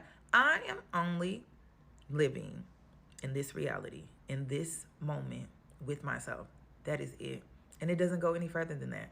And of course, I have goals, but my goals are in alignment with just being balanced in life, having harmony, being in alignment, being in purpose, being on path. And that's as far as it goes. And if anything else comes into my life, then it was natural order. And it was, I guess, what I signed up for before I came here. That's how I'm seeing it. And by me living my life like this, it took a lot of mental strength to let go of control, because I love control. Bad things have happened to me when I did not have control. I love control. So this was hard. I love controlling things. I love trying to manipulate and control outcomes, because when I went with the flow, I got burned and bad. So this was hard. But it's just me changing my approach, having my boundaries, my standards, my self-respect, my integrity. But the rest, cruise mode. So again, I don't know what's to come from this. I just know I'm happy. I know I'm free. I'm content. I'm at peace. Like, it's a good feeling. And I think this is the liberation that women were truly looking for. Not casual sex. Yes, not sexual liberation. Like, liberation over your whole life, where you're not living for this or that. Like, you're not preparing to live for this or that, and it doesn't even exist yet in your reality. So You definitely feel lonely at times. You do. Like it's part of it. But I also know what it's like to feel lonely and have somebody next to me too. And I wouldn't trade that type of lonely in with being lonely at times. Like, yeah, you definitely feel lonely at times. It's you being a human. And when you do feel lonely like that, then you need to probably go and socialize and put yourself out there and put yourself in the community and put yourself around other people. But I still would never trade in being lonely and alone than to be lonely and around someone. Like, that's the worst feeling ever. Like, that is the worst feeling ever. That's like torture. It's like torture. You got somebody laying right next to you, yet you still feel alone. Like, that's awful. And that's what it's like to be emotionally available, but you're laying next to a man that's emotionally unavailable. It's like torture. I'm free, and I'm happy, and I'm at peace, and I'm content, and I'm excited, because I don't know what's to come from allowing natural order to take over my life. Yeah, I like control. I'm never gonna downplay me liking control. I like control, but also I have to be careful with liking control so much because it can also self-sabotage me as well, which is why if you don't let go of control and you try to force an outcome, it may put you in a worse off position. Like, that's just me being real. That's just me being real. I love control just like some of y'all like control, but it's like I can't be so in love with it to the point where now I'm self-sabotaging my life. Like, I just can't do it. So it's great when it comes to taking control and taking the lead when it comes to your own life and doing great things in your life and achieving your goals and being ambitious and things like that.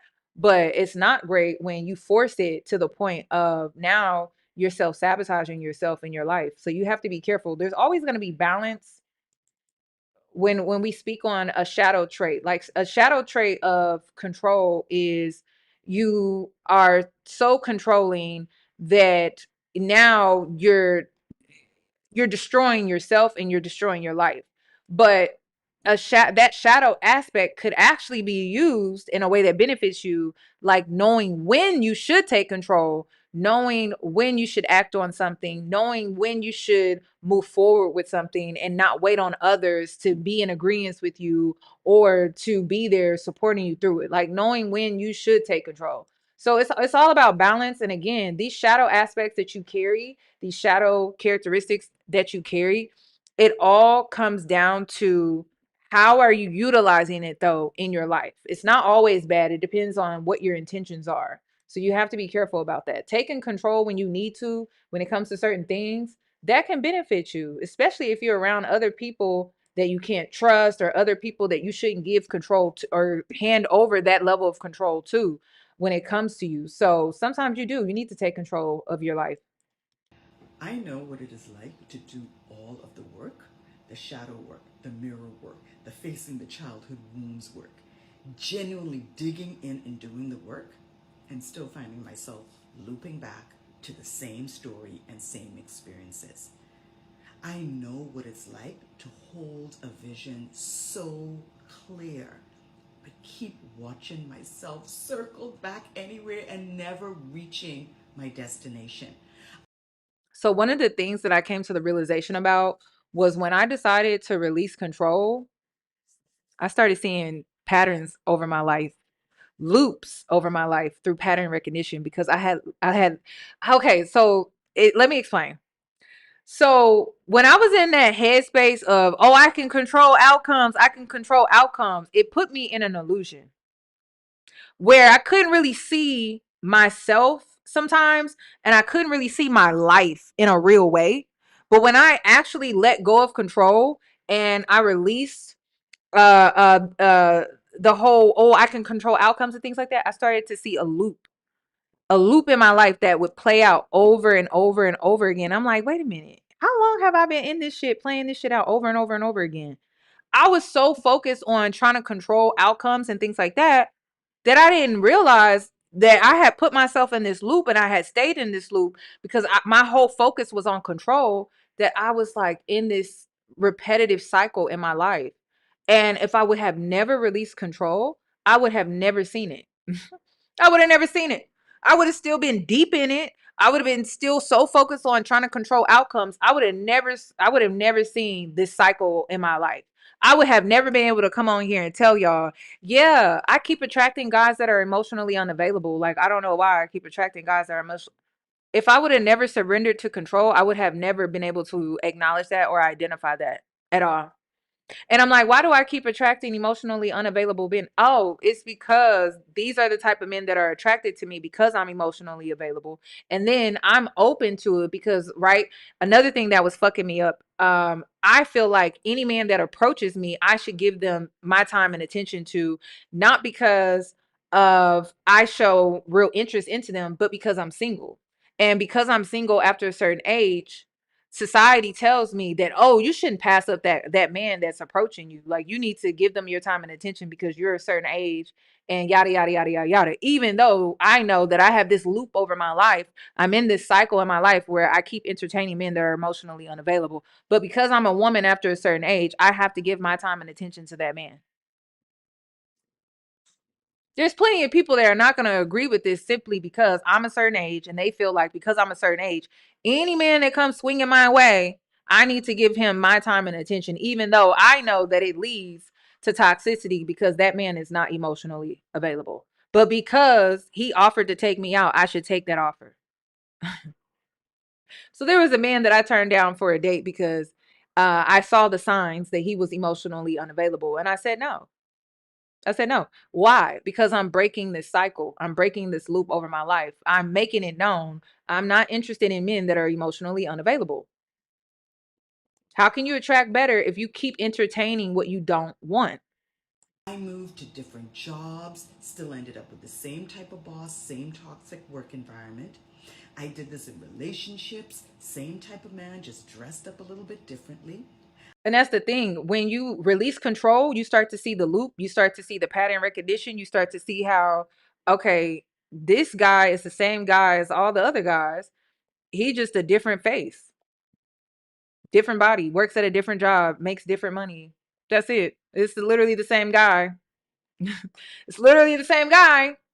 But you won't be able to see this type of stuff if you don't let go of that control. You won't be able to see the errors in your own ways if you don't let go of that control.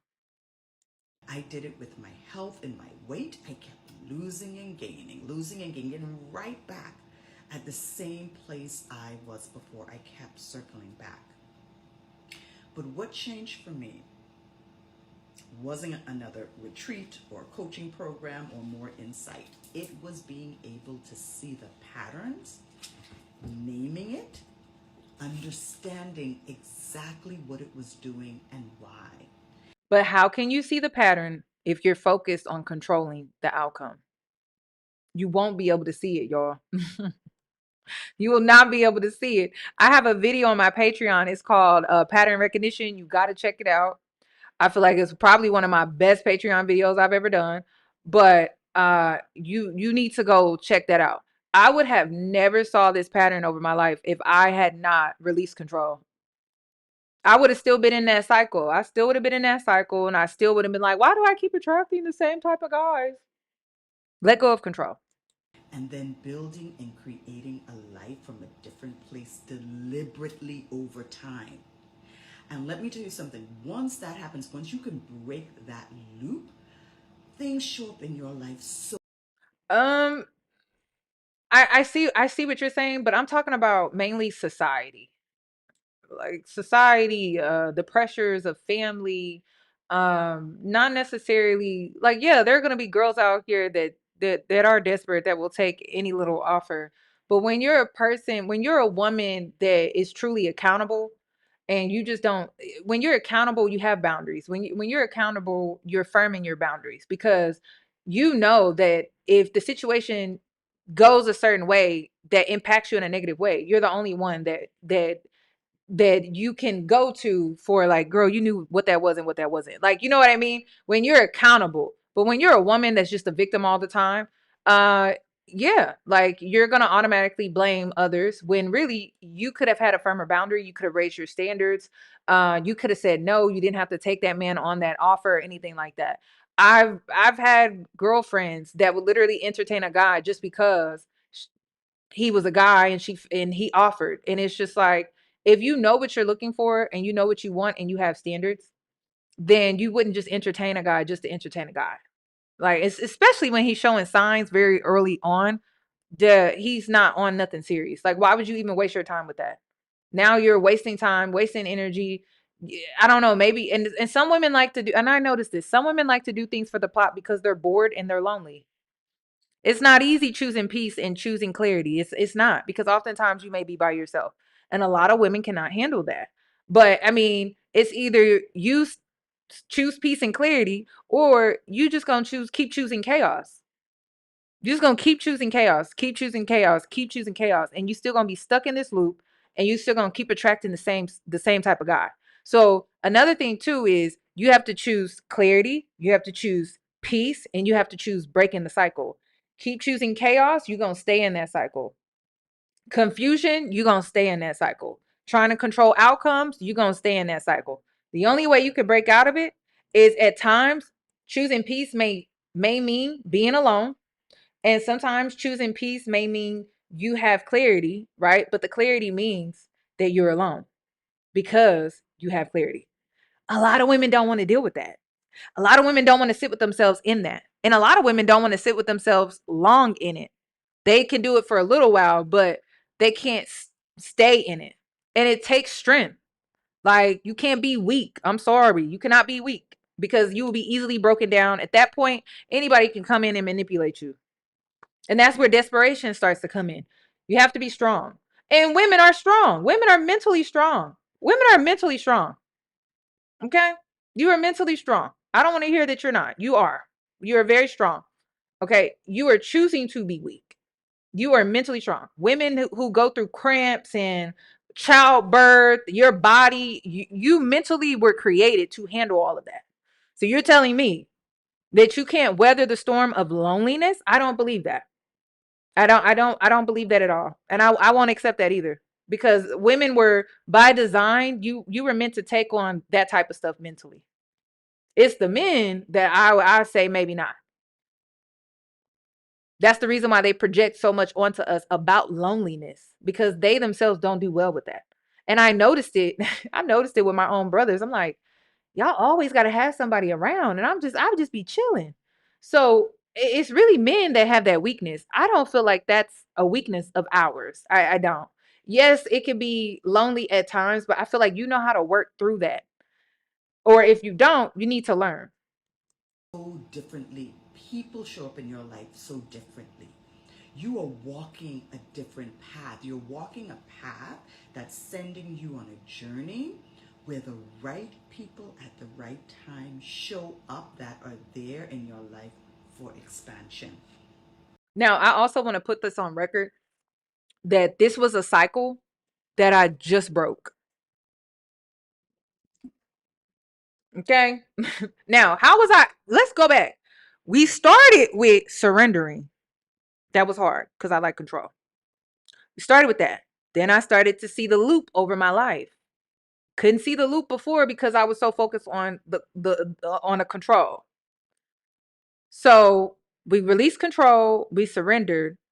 I saw the loop, I broke it. I got tested. Gosh, how many times I get tested with this?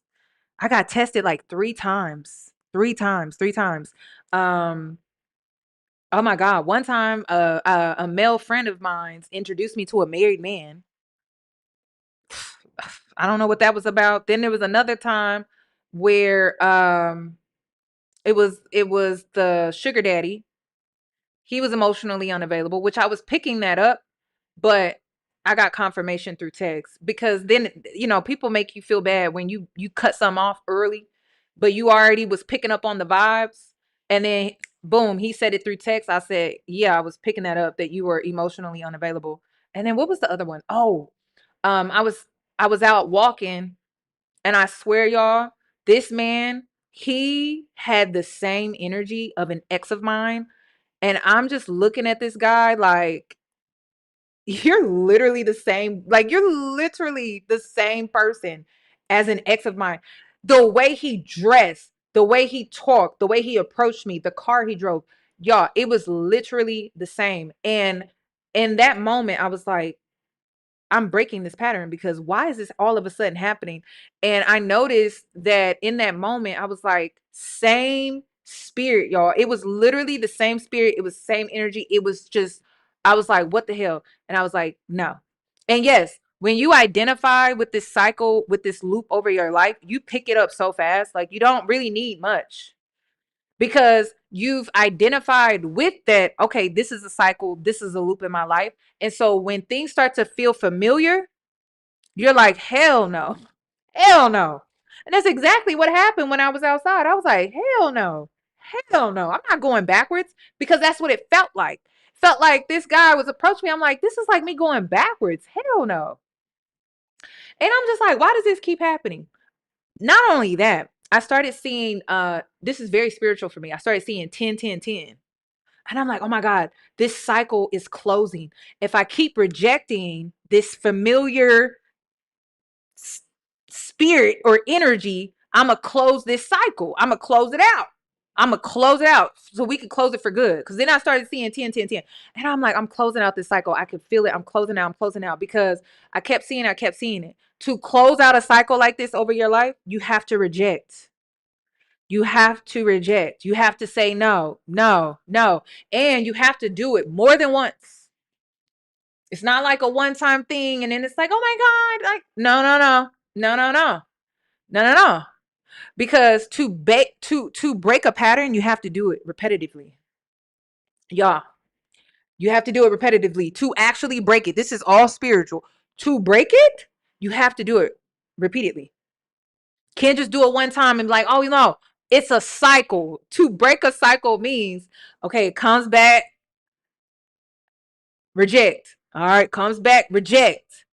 To break a cycle, you have to do it repeatedly. You cannot just do it one time and be like, oh, I'm done. Like, I don't gotta worry about that no more. I wish life was that easy, but it's not. It's not. So you gotta you gotta repetitively do it. Like, okay, no, no, no, no, no. The married man was emotionally unavailable. The sugar daddy, emotionally unavailable.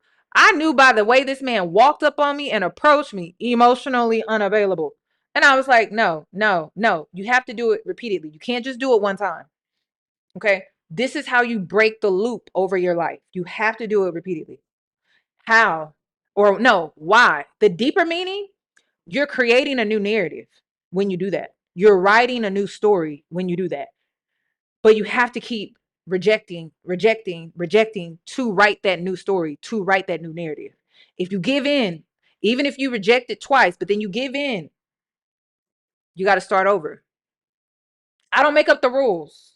That's why I try to get it the first time. Because then this is what happens. When, say, you got tested once, then you got tested twice, and then it's the same thing again. You didn't break it. You gave into it. So now it's like starting all over again, right? And now you got to start at square one. Then you got to reject. You got to reject. You got to keep rejecting until it no longer feels familiar to you. Okay. When it stops feeling familiar and it starts to feel foreign, you broke the cycle. When it keeps feeling familiar, you're being tested still. To get out of the cycle, you have to keep rejecting, keep rejecting, keep rejecting, keep rejecting. Each time you reject, the thing you're rejecting feels comfortable, familiar, right? You know you broke out of it when it starts to feel foreign. And that's when you know, I'm out of it. That's how you break it. Okay. It has to feel foreign. If it still feels familiar, you haven't broke it completely. And from that place, you are able to quickly see any warning signs. You're able to divert. You're not exhausting yourself doing all the things trying to build and do anymore. You are an evolved woman living a fully. Another thing that I noticed about releasing control, I have so much energy, y'all. I mean, you're going to have so much energy to get into different hobbies and things like that. Get into other things. You're just going to have so much energy because you're not putting so much energy into trying to control. You're just like, okay, I know what it is. I know what it's not. I know what my boundaries are. I know what my standards are. I know that this is familiar and I no longer want this anymore. So I'm breaking this cycle and that's just it. And so you have so much energy to do other things. Authentic life. And if you have been following me for any length of time, you know that I work with the archetypes when it comes to this, right? The dangerous woman, the Renaissance woman, the wild woman leader. This is what embodiment looks like in practice. It's not as an identity you claim, but a way for you to move through the world that is full. Okay, so most recently, and yes, I'm still closing out this cycle because I'm also still getting 10, 10, 10. So I haven't closed out the cycle yet, but I recently got tested again by this guy that I met at a coffee shop. And again, not looking for anything serious, just somebody that wants to distract or waste my time, not emotionally available. And I knew that he wasn't emotionally available because he's still in a building stage in his life, which is great. There's nothing wrong with that, but that's not what I'm looking for. So again, I had to reject. Nothing wrong with him, nothing really. It's just he's not where I am in life. So that's just what it is. So I think that's like the fourth guy since I've identified the loop where I had to keep rejecting until like I said, it starts to feel foreign, not familiar. So that's how you break a cycle. That's how you break a loop over your life. And listen, when these women are leaving their relationships and things like that, they're breaking the cycle, y'all.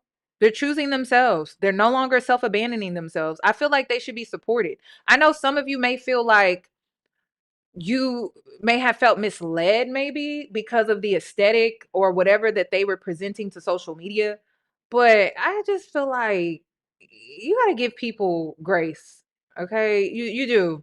You got to you got to give people grace. People are not going to be perfect. People are going to do things from an egotistical place and either you love them for it or you hate them for it. I don't know, but I just feel like I'm not gonna hang that over their head because there's a valuable lesson, and sometimes like you learn lessons in front of people, you learn lessons in front of an audience. You don't think it's humbling enough to go through a public separation or divorce? I feel like that's enough. I don't feel like we got to beat them down and make fun of them and their situation. Like I don't feel like that's necessary. I feel like the lesson in itself is life and the experience of that and how humbling that has to be for them.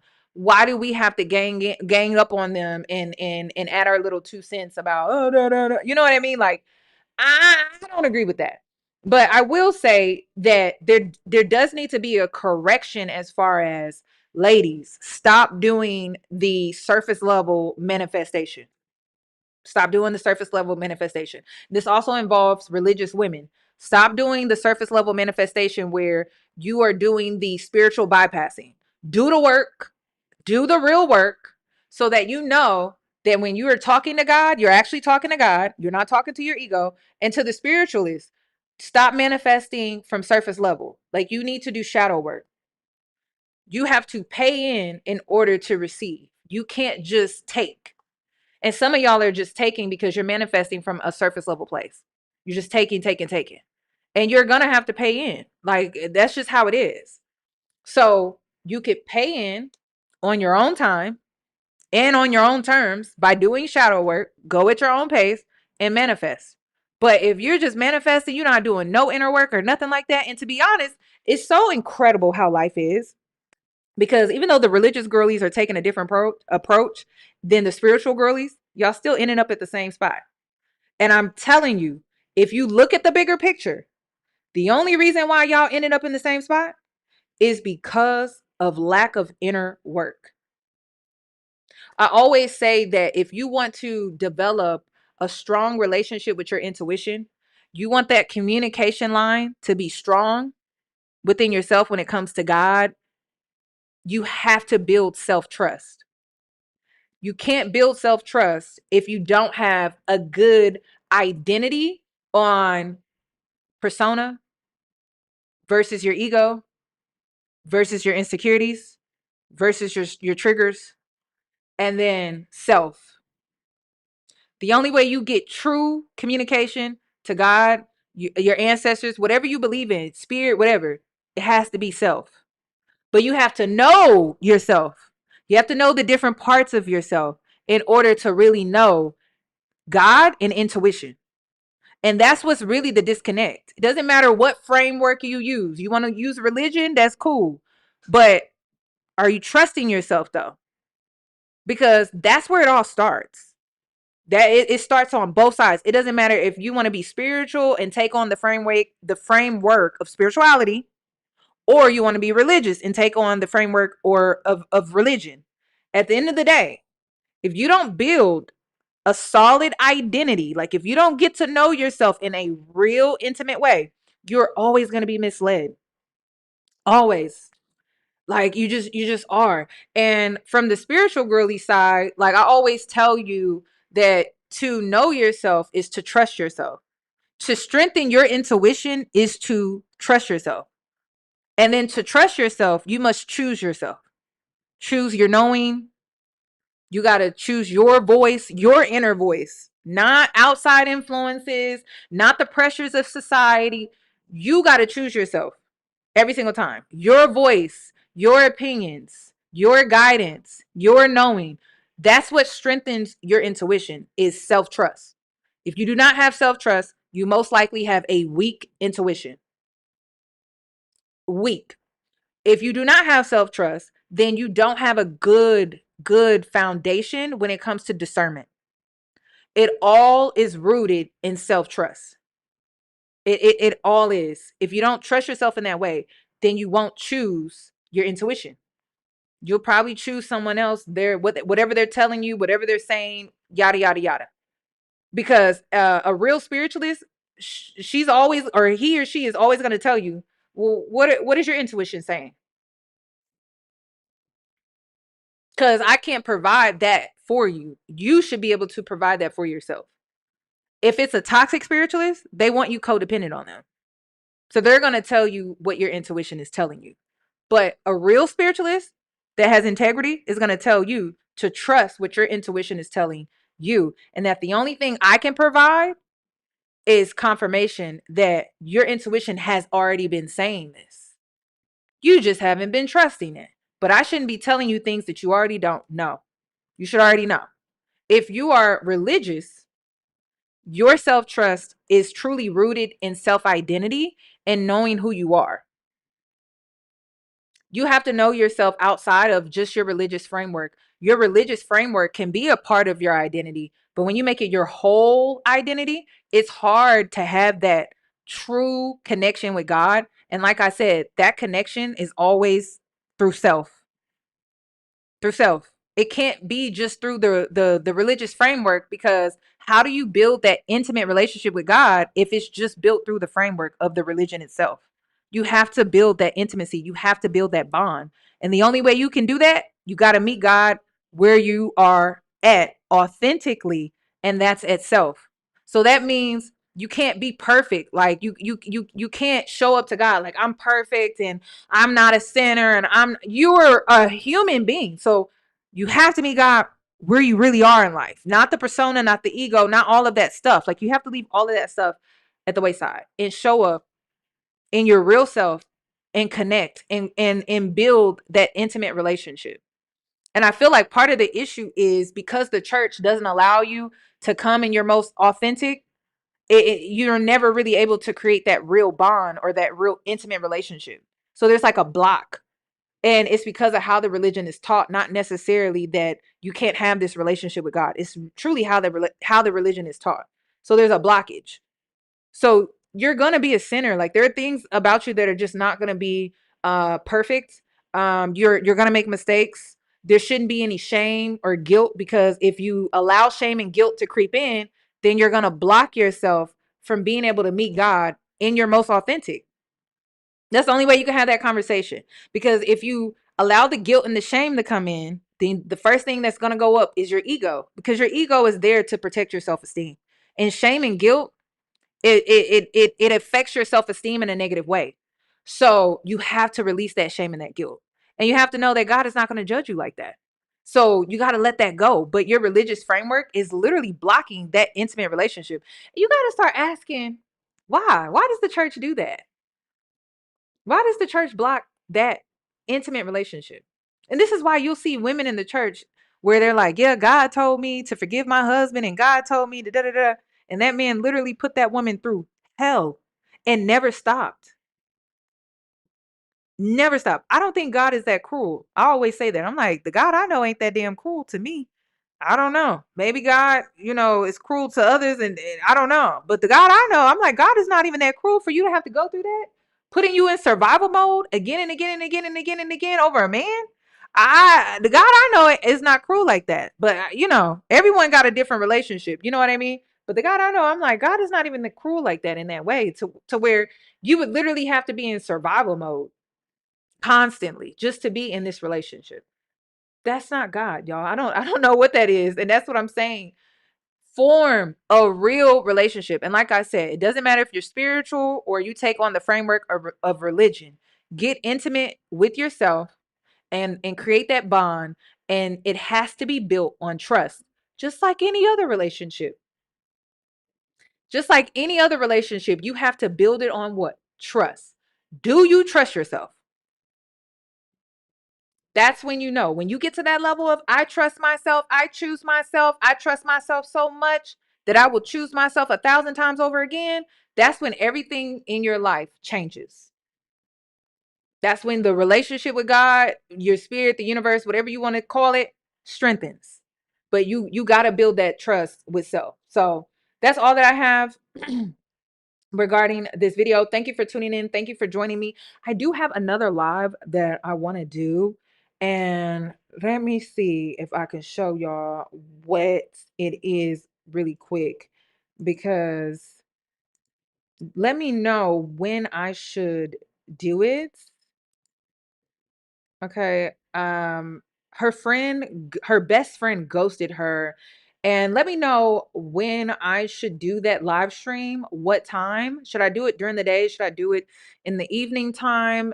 I wanted to react to her story time because there are a lot of friendship breakups, and this story time, this woman wants to know, why was she ghosted by her friend? She doesn't understand why. And I feel like it's a great conversation to have.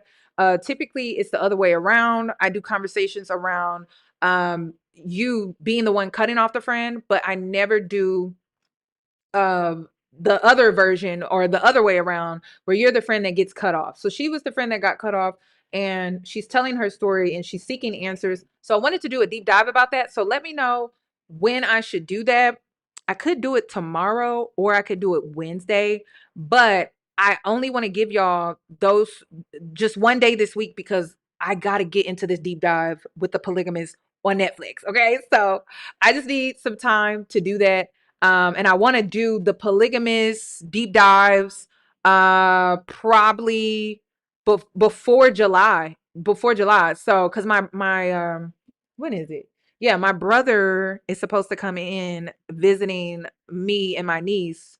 Or they're supposed to be coming. My younger brother and my niece is supposed to come in, and I want to have that done before they get here.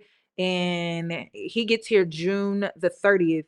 So let me just get it out the way, because I could do it tomorrow, and then I can spend the rest of my time doing the deep dive on the Polygamist show on Netflix. So just let me know. Tomorrow would be fine. Let me know what time of the day. Like I said, daytime, like I could do around noon, or I could do later in the evening, like understand I'm Central Time, so like 6:30, 7 o'clock Central Time. or I could do earlier in the day around lunchtime, Central Time. Okay, let me know. Please give the video a thumbs up so you can let the other girls know that this video was live at some point. And I hope to see you in my next one. You all enjoy the rest of your day. I'm always rooting for you. Always, always, always. And I hope to see you in my next one. This is my opinion. I'm free to state my opinion anytime I like, right? Thank you. I don't want you to feel like that, but yeah, feel like that.